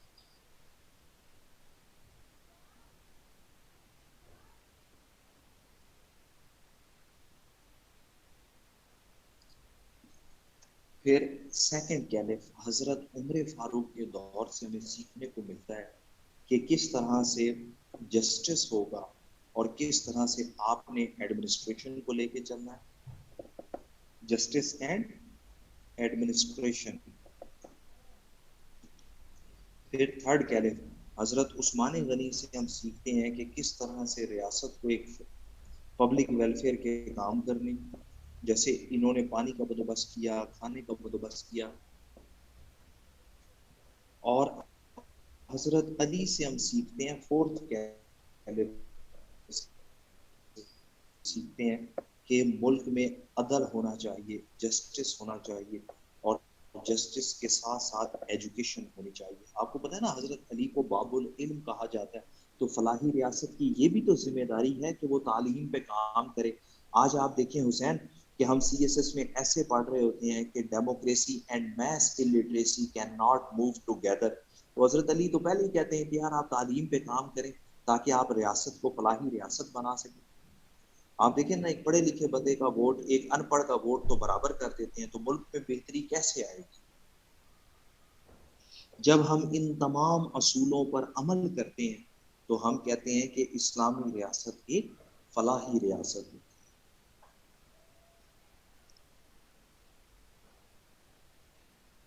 یہاں تک سمجھ آئی آپ کو کہ فلاحی ریاست کی ڈیفینیشن کیا ہے اور اسلام کیسے فلاحی ریاست کو اچیو کرنے کے بارے میں ہیلپ کرتا ہے.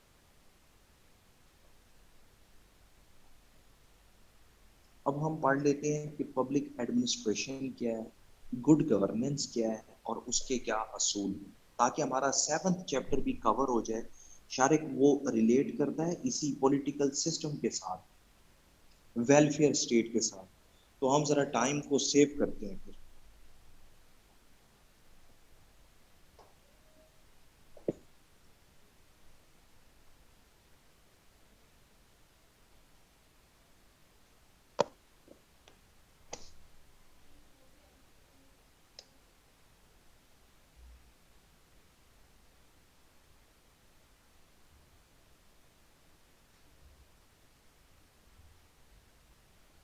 آپ لوگوں نے مجھے ایک اسائنمنٹ بنا کر سبمٹ کرانی ہے کہ کلچر اینڈ سویلائزیشن ہے کیا، اسلامک کلچر اینڈ سویلائزیشن کا ویسٹ کے اوپر کیا اثر ہے اور ویسٹ کا اسلام کے اوپر کیا اثر ہے، کیونکہ کلچر اینڈ سویلائزیشن سوشیالوجی کا ٹاپک ہے اور بڑا ایزی سا ٹاپک ہے.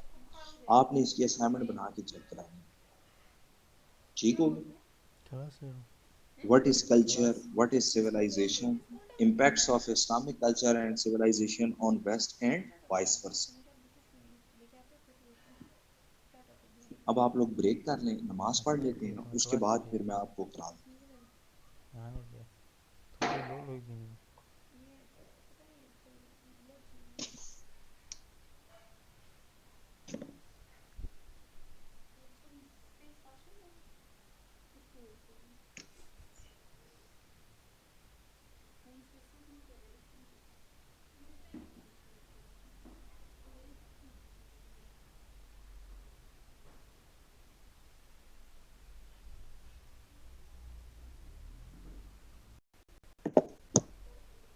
اس میں ہمیں پتہ چلتا ہے کہ public is a word that is used for general masses. Public سے مراد کیا ہے؟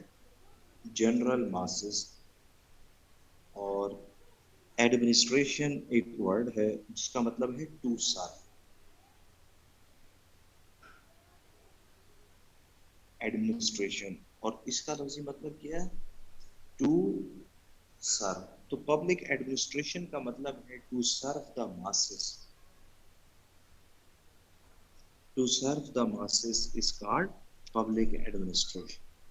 اور یہی وجہ ہے کہ جو لوگ پبلک ایڈمنسٹریشن میں کام کر رہے ہوتے ہیں وہ کیا ہوتے ہیں؟ وہ سول سرونٹ ہوتے ہیں. جی، عوامی انتظامیہ. ویسے پبلک ایڈمنسٹریشن کو اردو میں بھی پبلک ایڈمنسٹریشن لکھا ہوا ہے نیلم آپ کے سلیبس میں.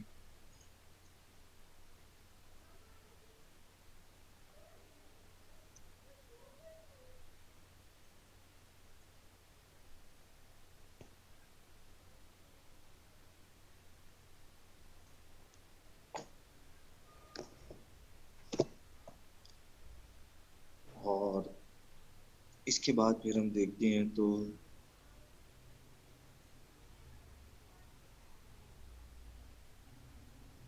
public administration is the implementation of government policies. Public administration is the implementation of government policies. Government policies کے ذریعے جو امپلیمنٹیشن کی جاتی ہے اس کا نام پبلک ایڈمنسٹریشن. گورنمنٹ کی جو بھی پالیسی ہو اس کو امپلیمنٹ کرانا پبلک ایڈمنسٹریشن کہلاتا ہے. جی گڈ گورننس کو ویسے لکھا ہوا ہے بہترین طرز حکمرانی.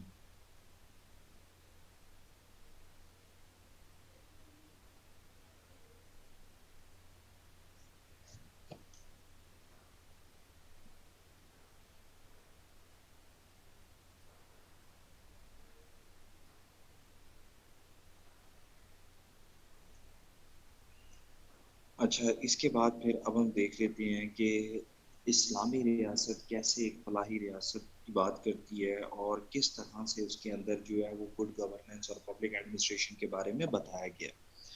اچھا، گڈ گورننس کیا ہوتی ہے؟ آپ نے کبھی پڑھا ہے گڈ گورننس کسے کہتے ہیں؟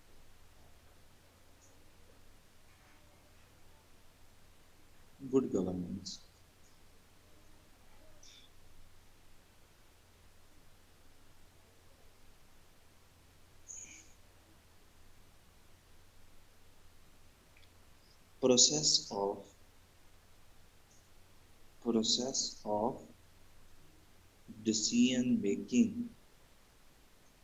process of decision making and implementation is called good governance. Process of decision making and implementation is called good governance. کہ آپ کس طرح سے فیصلہ کرتے ہیں اور کس طرح سے اس پر عمل کراتے ہیں اسے ہم کہتے ہیں مثالی طرز حکمرانی. اب وہ مثالی طرز حکمرانی کیا ہے کہ گورنمنٹ رسپانسیبل ہونی چاہیے اور بہترین جو ہے وہ فیسلٹیز فراہم کرے، رول آف لا کو انشور کرے۔ اب ہم دیکھ لیتے ہیں پبلک ایڈمنسٹریشن اور گڈ گورننس کے پرنسپلز کیا ہیں۔ تو گڈ گورننس اور پبلک ایڈمنسٹریشن کے لیے جو سب سے پہلا پرنسپل ہے وہ ہے تقوی۔ سب سے پہلا پرنسپل تقوی۔ تقوی کو ہم کہتے ہیں پائٹی۔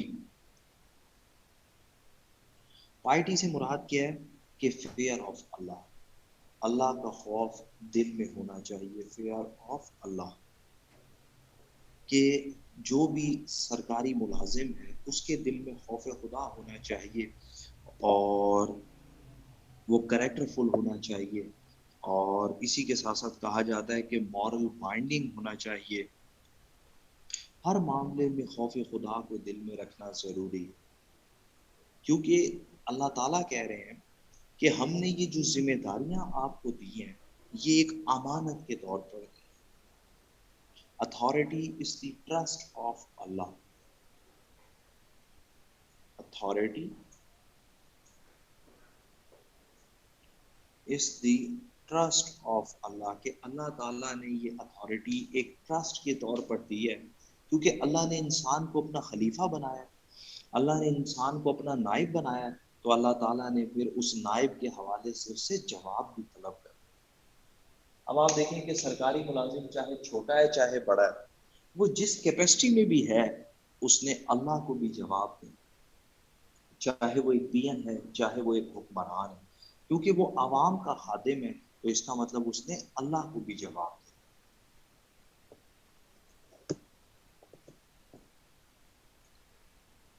اس کے بعد پھر تیسرے نمبر پر ہم دیکھتے ہیں، تو تھرڈ نمبر پر ہمیں پتہ چلتا ہے کہ کیلف، خلافت۔ خلافت پہلے، خلافت اکاؤنٹیبلٹی نیلم اس کے بعد آئے گا۔ خلافت، خلیفہ کیا کرے گا؟ خلیفہ پبلک ایڈمنسٹریشن گڈ گورننس کے لیے رسپانسبل ہے، اور خلیفہ کا کام یہی ہے کہ وہ عوام کی خدمت کرے۔ اچھا دیکھیں، یہی فرق ہے خلافت اور بادشاہت میں، کہ نیلم بادشاہ کبھی بھی کسی کو جواب دہ نہیں ہوتے، اور خلیفہ عوام کا خادم ہوتا ہے۔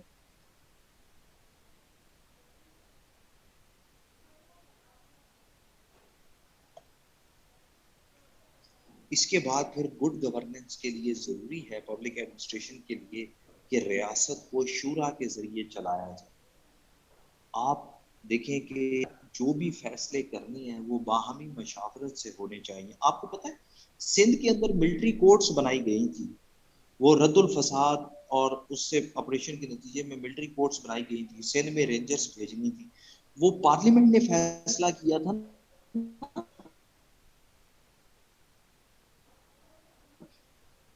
کہ ملٹری کورٹس ضرورت ہے یا نہیں، جیسے بجٹ ہے بھائی، ہیلتھ پہ کتنا خرچ کرنا ہے، ایجوکیشن پہ کتنا خرچ کرنا ہے، تو اسمبلی بل پاس کرتی ہے نا، اسمبلی بجٹ میں حصہ لیتی ہے، اکیلا حکمران تو نہیں نہ کر سکتا، شورا کے ذریعے فیصلے کیے جائیں۔ سبسڈی دینی ہے نہیں دینی ہے، آپ نے کبھی ورڈ سنا ہے سبسڈی دینا؟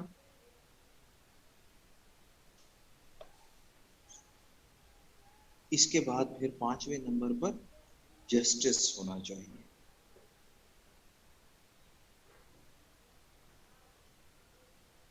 جسٹس ہونا چاہیے، انصاف ہونا چاہیے۔ اللہ تعالیٰ قرآن پاک میں کہتے ہیں ان اللہ یامر بالعدل والاحسان، اللہ تعالیٰ عدل کرنے کا، احسان کرنے کا حکم دیتے ہیں۔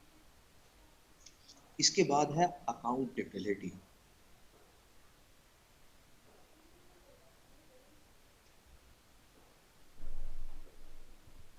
احتساب ہونا چاہیے۔ اور فاطمہ، اسلامی ریاست میں 4 لیولز پر اکاؤنٹیبلٹی ہے۔ سبا 4 ٹائرز آف اکاؤنٹیبلٹی، 4 ٹائرز ہیں، 4 لیول پر انسان جو ہے وہ جواب دہ ہوتا ہے۔ سب سے پہلے تو جواب دہ ہوتا ہے ماسس کے سامنے، عوام کے سامنے۔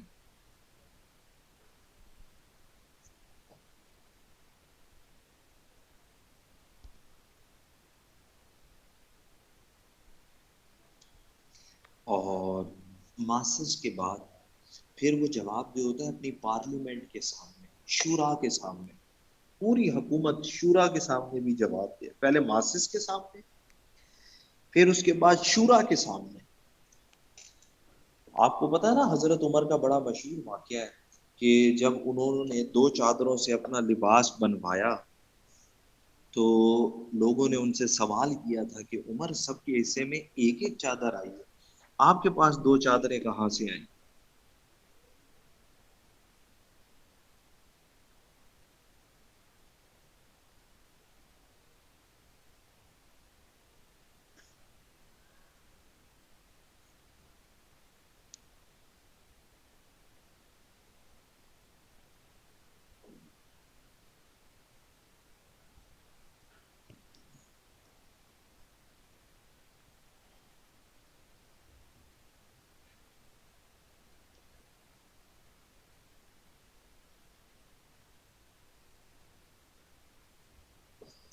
جی کاشف آواز آ رہی ہے؟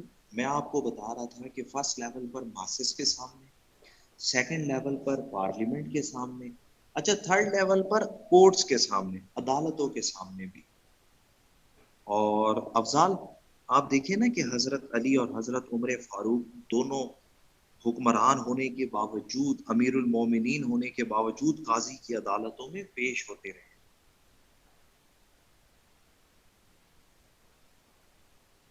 تو حضرت عمر نے جواب دیا تھا کہ 2 چادریں ان کے پاس کہاں سے آئی ہیں؟ بالکل حضرت عمر فاروق نے جواب دیا تھا۔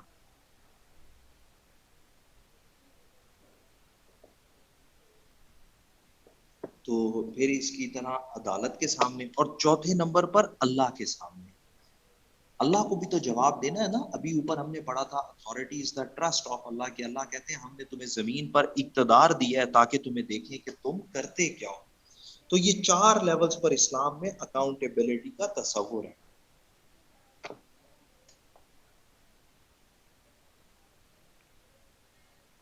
پھر ہولی پروفٹ کی ایک حدیث بھی ہے کہ تم میں سے ایک رائی ہے اور اس سے اس کی رعیت کے متعلق سوال کیا جائے گا۔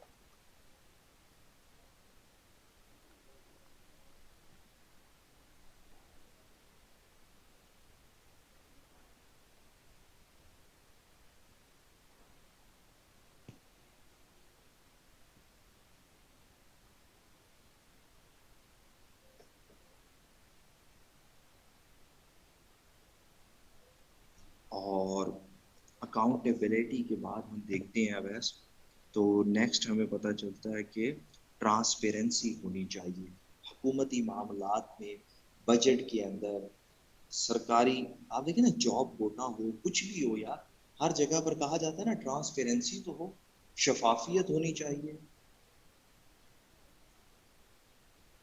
اور ٹرانسپیرنسی کے ساتھ ساتھ پھر رول آف لا، قانون کی حکمرانی ہونی چاہیے۔ پبلک ایڈمنسٹریشن اور گڈ گورننس کے لیے ضروری ہے کہ رول آف لا ہو، قانون کی حکمرانی ہو۔ اب آپ دیکھیں ہولی پروفٹ نے کہا تھا نا کہ اگر میری بیٹی فاطمہ بھی چوری کرتی میں اس کے بھی ہاتھ کاٹنے کا حکم دیتا ہوں۔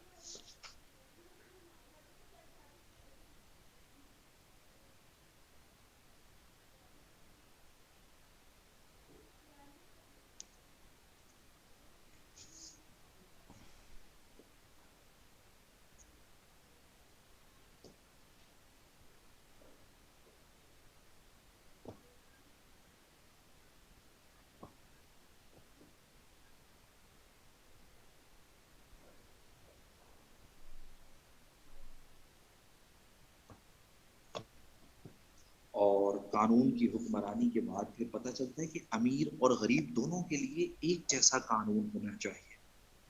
اچھا اس کے بعد پھر نیکسٹ ہے کوالٹی ایشورنس، ناپ تول پورا پورا ہونا چاہیے، کوالٹی ایشورنس۔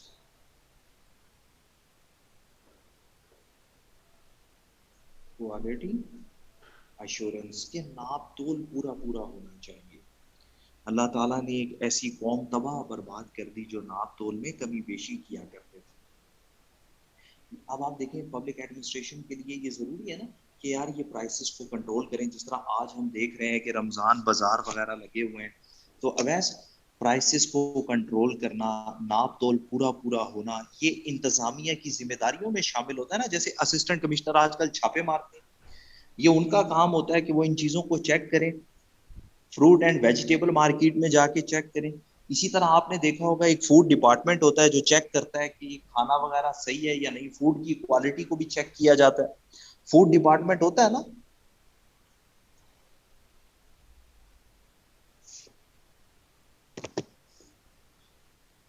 اور عمر اس کے بعد پھر نیکسٹ لاسٹ میں ہم دیکھتے ہیں تو ریاست کا کام ہے کہ وہ پبلک ویلفیئر کے کام بھی کرے، وہ فلاح عامہ رفع عامہ کے کام بھی کرے. پبلک ویلفیئر سے مراد کیا ہے؟ جس طرح آج آپ دیکھ رہے ہیں پناہ گاہ بنا دینا، اسی طرح جو ہے وہ لنگر خانے بنا دینا. ظاہر یہ بھی ریاست کی ذمہ داریوں میں شامل ہے کہ وہ پبلک ویلفیئر کے کام کرے. تو یوں ہم کہتے ہیں کہ اسلام ایک مثالی طرز حکمرانی کی بات کرتا ہے جہاں پر ان تمام اصولوں کو پورا کیا جائے. اب آتے ہیں حضرت علی اور حضرت عمر فاروق کے خطوط.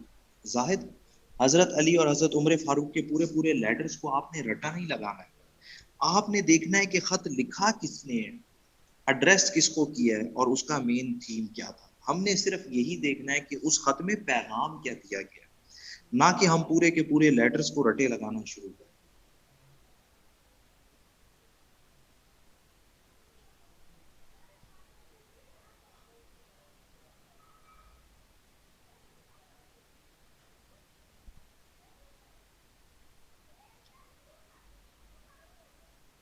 اب ہم آتے ہیں اجماع اور اجتہاد والے کوشچن کی طرف.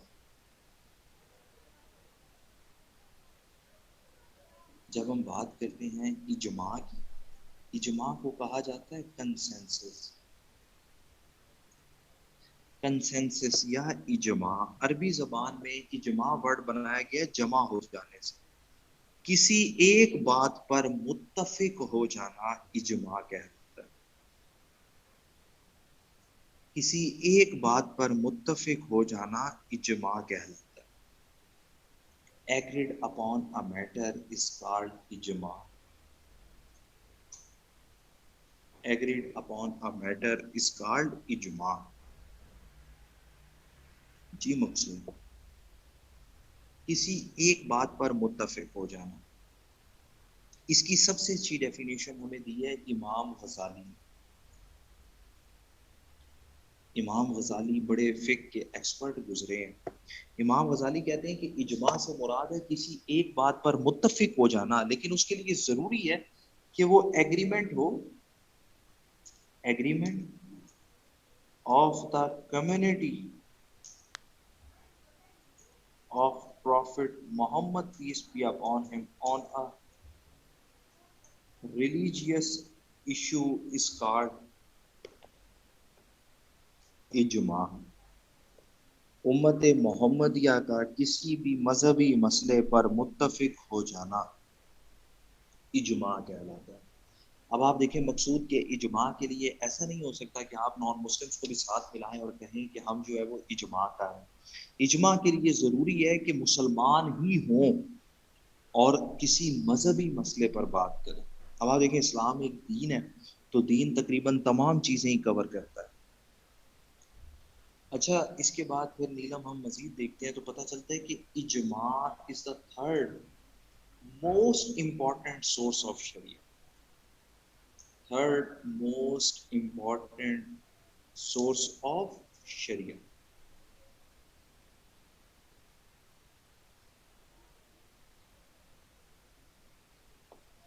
شریعت کا تیسرا اہم سورس ہے. اجماع کے بارے میں سب سے پہلے تو ہمیں حکم ملتا ہے قرآن سے. بیسس آف اجماع، سب سے پہلے تو ہمیں حکم ملتا ہے قرآن سے. آپ دیکھیں کہ جب ہم کہتے ہیں کہ اسلام تا قیامت تک کے لیے آیا ہے تو مقصود بہت سارے ایسے مسائل ہیں جن کا ہمیں سلوشن چاہیے ہوتا ہے.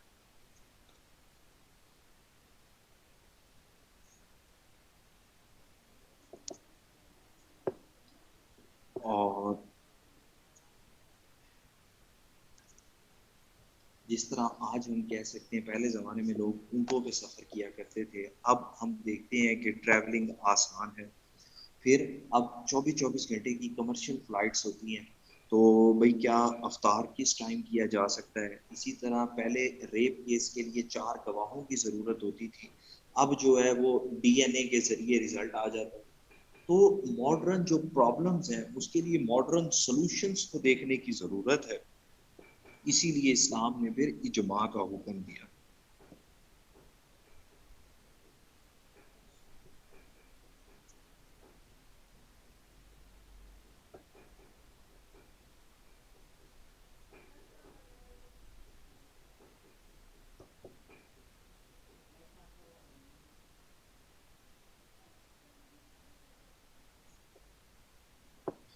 اور قرآن کے اندر سب سے پہلے ہمیں اجماع کے بارے میں پتہ چلتا ہے.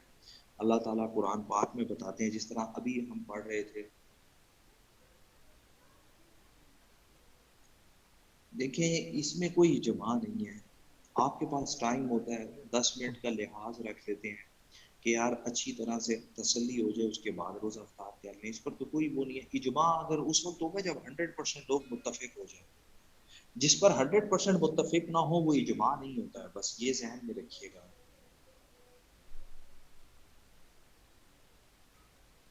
قرآن کے اندر اللہ تعالیٰ حکم دیتے ہیں کہ سورہ آل عمران ورس نمبر 159. اچھا اس کے اندر وہ تمام ورسز آ جائیں کہ جو زاہد ہم اس میں پڑھ رہے تھے اپنا شورا کے اندر، کہ اللہ تعالیٰ کہتے ہیں کہ شاورہم فی الامر. اسی طرح جو ہے وہ ہم پڑھ رہے تھے سورہ شورا اور اس کی ورس نمبر 38 کہ مسلمانوں کے آپس کے معاملات باہمی مشاورت سے طے پاتے ہیں.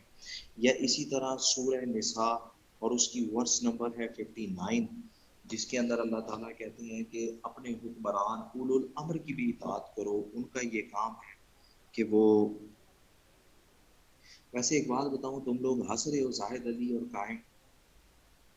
آئی ہیو مینی فیلوز، تو مختلف اسکول آف تھاٹ سے ان کا تعلق ہے. آپ یقین کریں جب بھی وہ میرے ساتھ افطاری کرتے ہیں نا، وہ مجھے سے 1 منٹ پہلے ہی افطاری کرتے ہیں، میرے بات نہیں کرتے ہیں.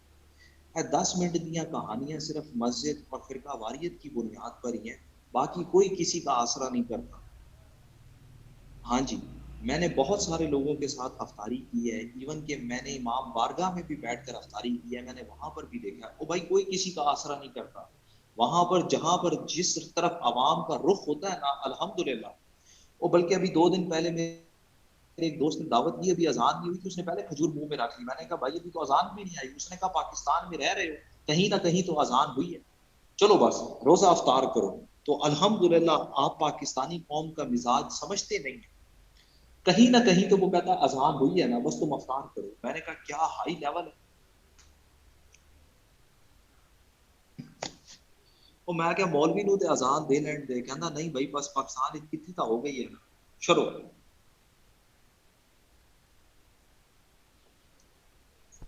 تو ایک دن میں اپنی مثال دے دیتا ہوں. ہم نے کہیں افطاری پر جانا تھا، تھوڑا سا لیٹ ہو گئے، تو 2 دوست کہتے یار آج کہیں روزہ مکروہ نہ ہو، افطاری قضا ہی نہ ہو جائے، لیٹ ہو گیا. میں نے کہا پاگل ہے، ہم مومنین میں سے ہیں، ہمارا تو کھلتا ہی 10 منٹ کے بعد ہے. تو آپ کو پتا ہے نا کہ ہم یہ ساری چیزیں اکارڈنگ ٹو سچویشن ایڈجسٹ کرتے رہتے ہیں. تو بس پاکستانیوں آپ نے سب سے پہلے گھبرانا نہیں. جب بھی آپ کو لگے کہ افطاری لیٹ ہو رہی ہے آپ کی، تو آپ کہیں کہ ہم مومنین میں سے ہیں اور 10 منٹ بعد افطاری کر لیں. اور جب آپ کو لگے کہ بس روزہ بڑی زور کا لگا ہوا ہے، تو آپ پہلے افطاری کریں اور بتائیں کہ پاکستان میں کہیں نہ کہیں تو اذان ہو گئی ہے. دیکھیں یہ مدنی ٹوٹکے ہیں، آپ لوگوں کو آنے چاہیے.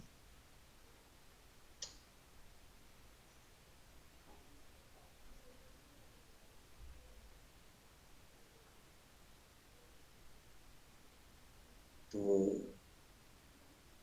مقصود علی، ہمیں پتا ہے نا کہ پاکستانی عوام کیسی ہے اور کیا کرتی رہتی ہے. حسین آپ فکر ہی نہ کریں، ایک دفعہ افطاری پہ ہماری کلاس کو بلا کر دیکھیں، پھر ہم آپ کو تھوڑا اور بھی امپریس کریں. اور تمہاری کلاس میں ایک لڑکا اور بھی تھا یار، وہ جو افطاری کی باتیں کر کے پھر غائب بھی ہو گیا، کیا نام تھا اس کا؟ احمد علی. کتنے ہے وہ؟ وہ بھی سانو افطاری دے لارے لا کے کتے غائب ہو گئے. سان نہر والے پل تے بلا کے چل بھائی آپ میں لگتا مسجد تو باہر بیٹھا افطاری پہ کرتا ہی. اور تہذیب تمہارے بھی پیچھے نہ آئے, کتنے تم بد تہذیب ہو.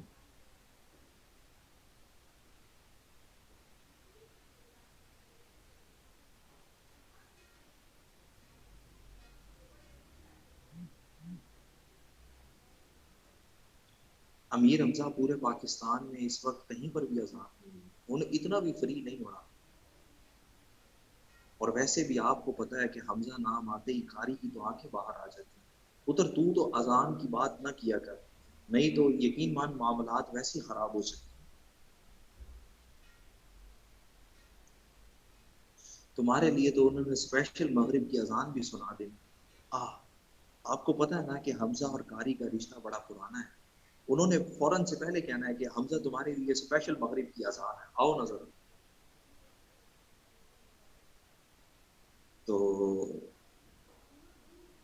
آؤ اجماع کر لیتے ہیں بس. اب تم لوگ شیطان ہو یار, میں اتنے مزے سے پڑھا رہا تھا خوش خوش, قسم سے تم لوگ گھما پھرا کر پھر مجھے کہیں لے جاتے.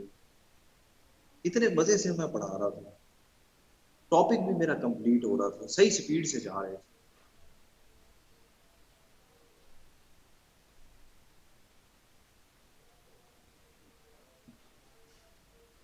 ہائے ہائے انعام اللہ, بس یہی تو آپ لوگوں کی محبت ہے. پڑھ تو کوئی بھی لیتا ہے, پڑھا بھی کوئی بھی لیتا ہے, اصل چیز تو محبت ہی ہوتی ہے نا.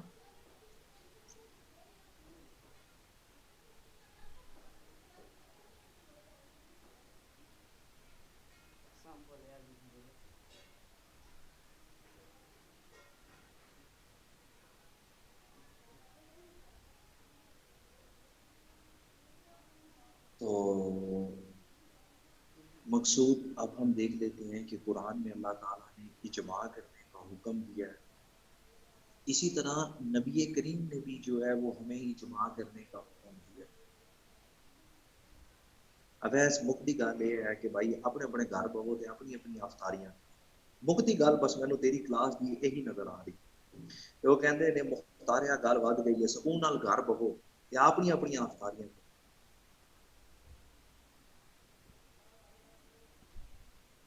ایمن قائد اعظم یونیورسٹی میں ہمارے ایک پروفیسر تھے, وہ کہتے تھے enjoy the party but at your own cost.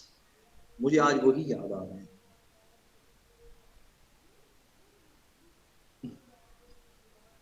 میٹھے پانی کے ساتھ فاطمہ, آج کل ہاسٹل والے آپ کو پتہ ہے میٹھا پانی دیتے ہیں بغیر میٹھے کے. میں نے آپ لوگوں کو بتایا تھا نا کہ میرا ایک دوست تھا اور اس نے مجھے اپنے ہاسٹل میں افطاری کی دعوت دی. میں نے کہا یار یہ پانی دال تو ہے, میٹھا نہیں ہے. کہتا ہے یہ سارے ہاسٹل میں میٹھا پانی ہے بغیر میٹھے دے. روح افزا دے وچ روح ہی کوئی نہیں, صرف افزا ہی افزا ہے.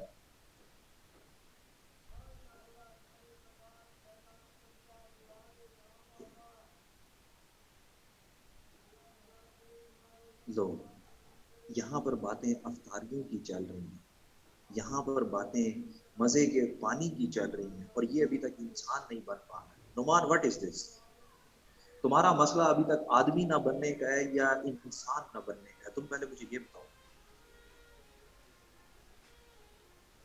یہاں پر بات چل رہی ہے افطاری کی, یہاں پر بات چل رہی ہے میٹھے پانی کی, اور اس کا مسئلہ ہے کہ ابھی تک یہ آدمی نہیں بن رہا ہے. میرا خیال ہے you are in a wrong class. آپ کو کسی حکیم سے رابطہ کرنے کی ضرورت ہے, افطار پارٹی کی نہیں. Contact to your nearby حکیم.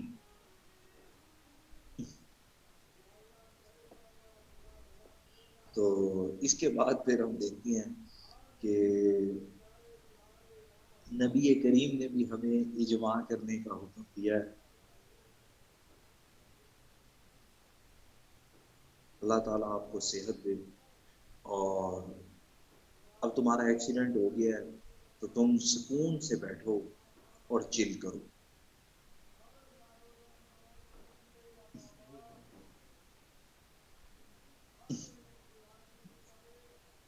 سردار واقعی ترنجن کے چکر میں جو ہے نا وہ بائک سے گر گیا. مجھے بھی یہی لگتا ہے, یہ بھی بائک پہ بیٹھ کے ترنجن میں جانا چاہ رہا ہوگا.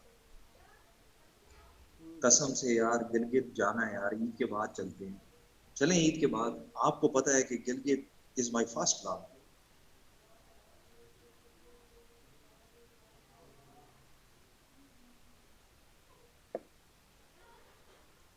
عید کے بعد انشاءاللہ پلان ڈن کرتے ہیں.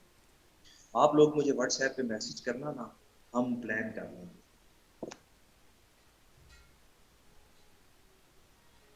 بس زاہد علی مجھے واٹس ایپ پہ میسج کرنا نا, ہم انشاءاللہ کرکٹ کا پلان کرتے ہیں.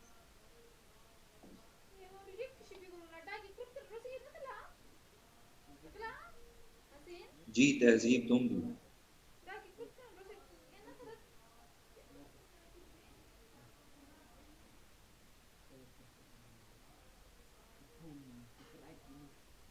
تو اس کے بعد پھر ہم دیکھ لیتے ہیں کہ نبی کریم کیا کہتے ہیں. ایک بڑے مشہور صحابی ہیں حضرت عبداللہ بن عمر, آپ نے نام سنا ہے ان کا؟ حضرت عبداللہ بن عمر. حضرت عبداللہ بن عمر روایت کرتے ہیں, کہتے ہیں کہ ہولی پروفٹ نے کہا کہ بس جی ڈن کرو.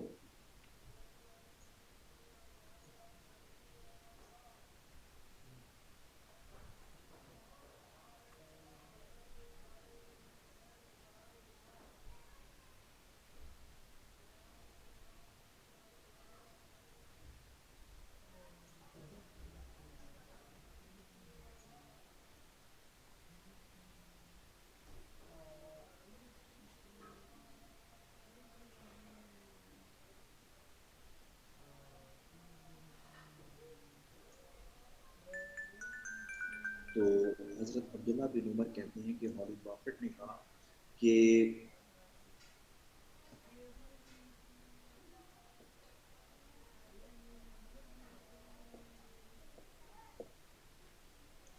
اگر آپ کو قرآن اور سننا میں کوئی حل نہ ملے تو آپس میں اجماع کر لیں.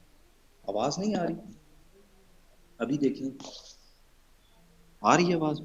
ہولی پروفٹ نے کہا کہ حضرت عبداللہ بن عمر کہتے ہیں کہ اگر آپ کو قرآن اور سننا میں کوئی حکم نہ ملے تو آپ جو ہے وہ پھر آپس میں اجماع کر لیں, کیونکہ اللہ کبھی بھی میری امت کو غلط بات پر متفق نہیں کرے گا. ہولی پروفٹ کہتے ہیں my following will never agree upon what is wrong. Owais holy prophet کیا کہتے ہیں, my following will never agree upon what is wrong, میری امت کبھی بھی غلط بات پر متفق نہیں ہوگی.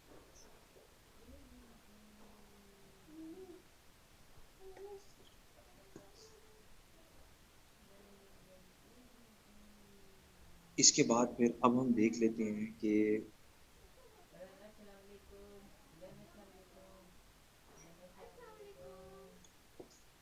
examples of ijma during first caliph of Islam. اجماع during فرسٹ کیلف آف اسلام. اور ویسے اجماع کی ایگزامپلس تو ملتی ہولی پروفٹ کے دور میں بھی ہیں, لیکن ہم جو ہے وہ اسے کہتے ہیں حضرت ابو بکر صدیق کے دور سے سٹارٹ کیا جائے, کیونکہ پروفٹ تو پرائمری سورس آف شریعہ میں آتے ہیں. ایسے ہے نا تہذیب کہ پروفٹ تو پرائمری سورس آف شریعہ میں آتے ہیں, اس لیے پھر ہم حضرت ابو بکر سے اجماع کو سٹارٹ کرتے ہیں. اور حضرت ابو بکر کے دور میں اجماع کی سب سے پہلی اگزامپل ہمیں ملتی ہے خلافت آف ابو بکر.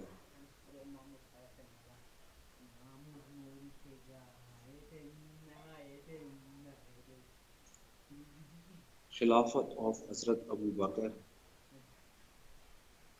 اس کے بعد پھر دوسرے نمبر پر ہم دیکھتے ہیں ایگزامپل اس میں ملتی ہے collection of holy Quran. Collection of Quran. آپ لوگوں نے نام سنا بیٹل آف یمامہ؟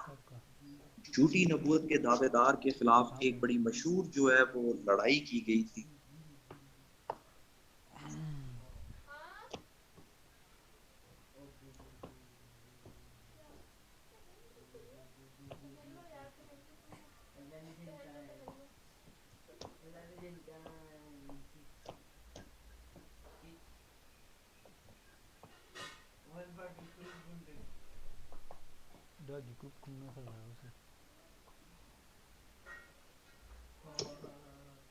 جی تو ارشاد دیکھیں ایک پھر بندہ حضرت بندہ عمر فاروق نے مشورہ دیا کہ قرآن کو اکٹھا کر لیں، قرآن کو محفوظ کر لیں ایک جگہ پر. تو قرآن کریم اس وقت لوگوں کو صرف زبانی یاد تھا، لیکن حضرت ابو بکر کے دور میں پھر ایک اسکرپچر، ایک نسخے کی صورت میں اسے اکٹھا کیا گیا. اور آپ دیکھیں آج نا فرقہ واریت کی بنیاد پر لوگ کہنے کی کوشش کرتے ہیں کہ فلانے فرقے کا قرآن اور ہے، فلانے لوگوں کے قرآن میں فرق ہے. آپ دیکھیں کہ جو حضرت ابو بکر صدیق نے قرآن کو کمپائل کیا، حضرت علی کے دور میں بھی وہی رہا، اور پھر آج جو قرآن سعودی عرب سے پبلش ہوتا ہے وہی قرآن ایران سے بھی پبلش ہوتا ہے، اس میں کسی قسم کی کوئی تبدیلی نہیں ہے.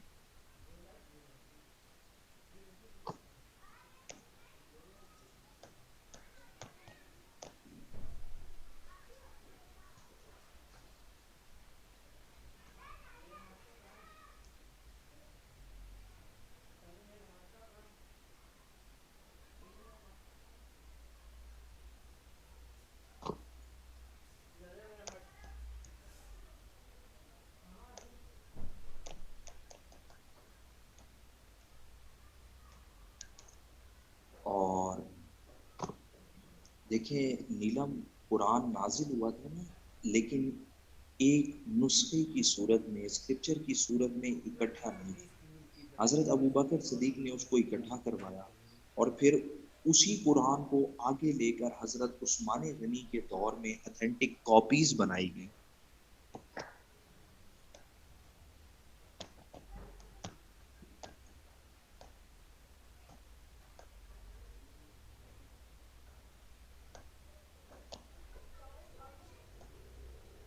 نبی کریم کی دور میں آپ کو پتہ ہے نا کہ قرآن کیونکہ پیپر تو تھا نہیں جو ہم کہتے ہیں کہ یار اسی طرح ترتیب سے جو ہے وہ پڑا ہوا تھا. قرآن کی ترتیب ہولی پرافٹ نے بتائی، لیکن یہ بکھری ہوئی آیتیں تھیں، انہیں ایک جگہ پر اکٹھا کیا گیا.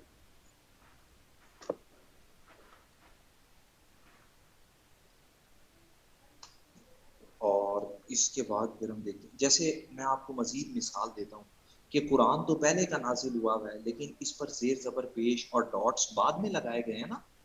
اسی طرح زاہد علی مزید ہم دیکھتے ہیں تو پتہ چلتا ہے کہ قرآن پاک پر زیر زبر پیش لگائے گئے،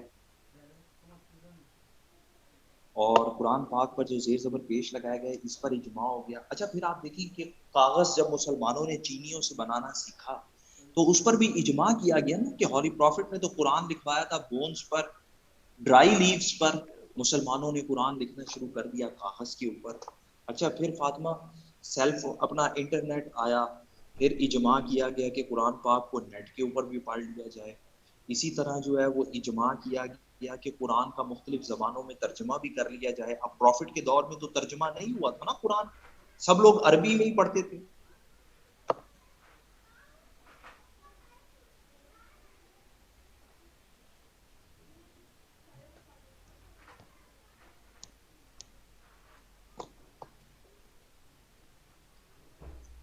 اور اس کے بعد پھر ہم دیکھتے ہیں تو تیسری اگزامپل اس میں ہمیں ملتی ہے شارق کہ ان لوگوں کے خلاف بھی جہاد کیا گیا جو زکوٰۃ دینے سے انکار کر رہے ہیں. جہاد اگینسٹ دا ریفیوزل آف زکوٰۃ، ان لوگوں کے خلاف بھی جہاد کیا گیا جو زکوٰۃ دینے سے انکار کر رہے تھے. اب آپ دیکھیں نا کہ پورے کے پورے قبائل منحرف ہو گئے کہ ہم پیسے نہیں دیں گے زکوٰۃ کے. تو اگر زکوٰۃ کے پیسے نہیں دیں گے تو ریاست پھر کس طرح سے کام چلائے گی؟ آج ہم کہتے ہیں نا ریاست زبردستی ٹیکس وصول کرتی ہے. میں کہتا ہوں اکاؤنٹیبلٹی ہے مقصود اس کے لیے. دیکھیں نا آپ آج کے دور میں جہاد وہ بھی نہیں کر سکتے جو حضرت ابو بکر صدیق نے کیا تھا، کیونکہ اس زمانے میں قبائلی نظام تھا، لوگ آزاد تھے. آج آپ ریاست میں رہ رہے ہیں، ریاست نے آپ کو آئیڈینٹی کارڈ دیا ہوا ہے، اور آپ سے ریاست زبردستی ٹیکس لے رہی ہے نا. آپ اگر تنخواہ دار ملازم ہیں، آپ کی تنخواہ سے کٹ جاتا ہے ٹیکس. آپ سوپ خریدنے جاتے ہیں، آپ دیتے ہیں نا ٹیکس. آپ آٹے کے اوپر دیتے ہیں ٹیکس، چینی کے اوپر دیتے ہیں، آپ کپڑوں کے اوپر ٹیکس دیتے ہیں، آپ کھانے کے اوپر ٹیکس دیتے ہیں. ریاست لے رہی ہے زبردستی ٹیکس، طریقہ بدل گیا ہے نا.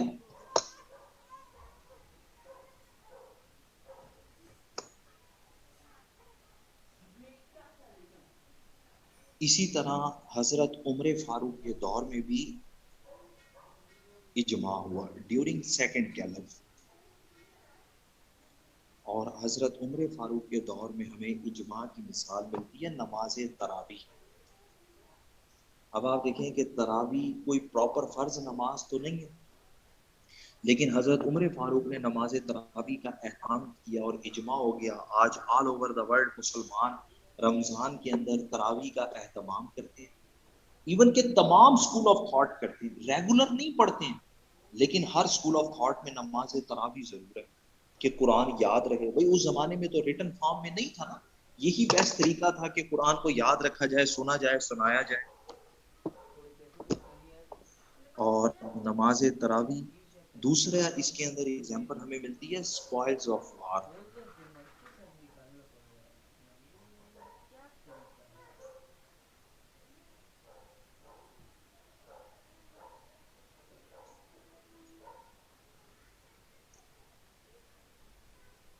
سپوائلز آف وار، مال غنیمت۔ پہلے مال غنیمت کے 5 حصے کیے جاتے تھے، 4 حصے تقسیم ہوتے تھے سولجرز میں، اور 5واں حصہ ہوتا تھا جی اعتکاف میں بیٹھنا بھی سنت ہے۔ تو 4 حصے ہوتے تھے سولجرز کے، اور 5واں حصہ ہوتا تھا اللہ کے رسول اور آل رسول کا۔ لیکن حضرت عمر کے دور میں اب ریاست کے پاس بڑے پیسے آ گئے، ریاست نے جو ہے وہ تمام لوگوں کے ماہانہ وظیفے مقرر کر دیے، اور جب ماہانہ وظیفے مقرر کیے تو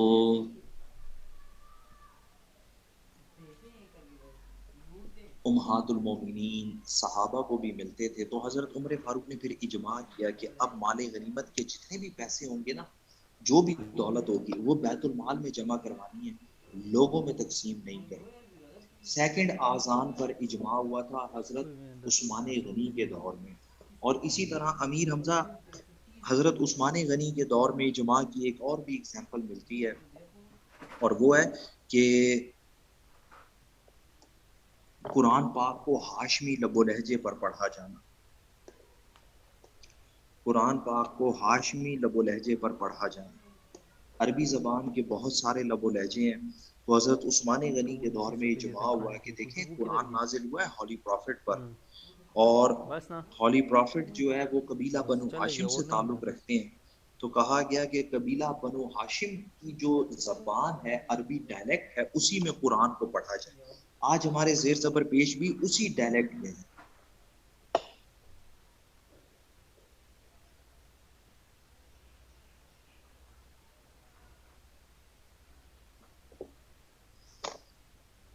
اب ہم پڑھ لیتے ہیں کنڈیشنز آف مجتہد، کہ یہ جو شخص بھی اجماع کر رہے ہیں، جو اپنی رائے کا اظہار کر رہے ہیں، ان کی کیا شرائط۔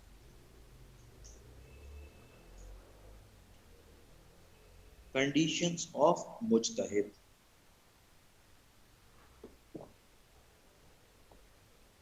مجتہد کی کیا شرائط ہیں؟ تو مجتہد کے لیے ضروری ہے کہ لازمی طور پر مسلمان ہو، دوسرے نمبر پر امپارشل ہو، اچھا تیسرے number per scholar of Quran and سنہ،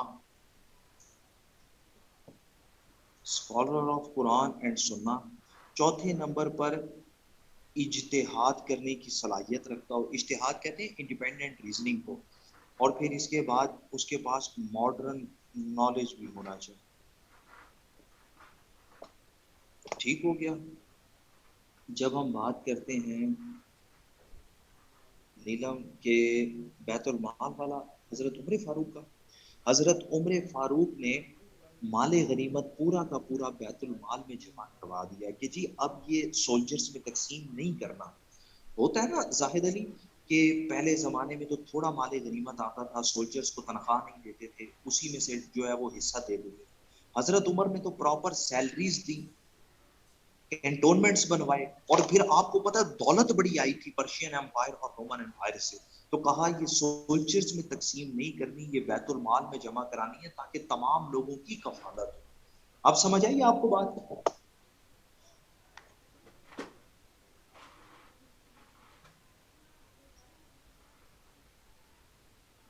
बस यार, आज के लिए इतना काफी है, इंशाल्लाह फिर नेक्स्ट क्लास में करते हैं।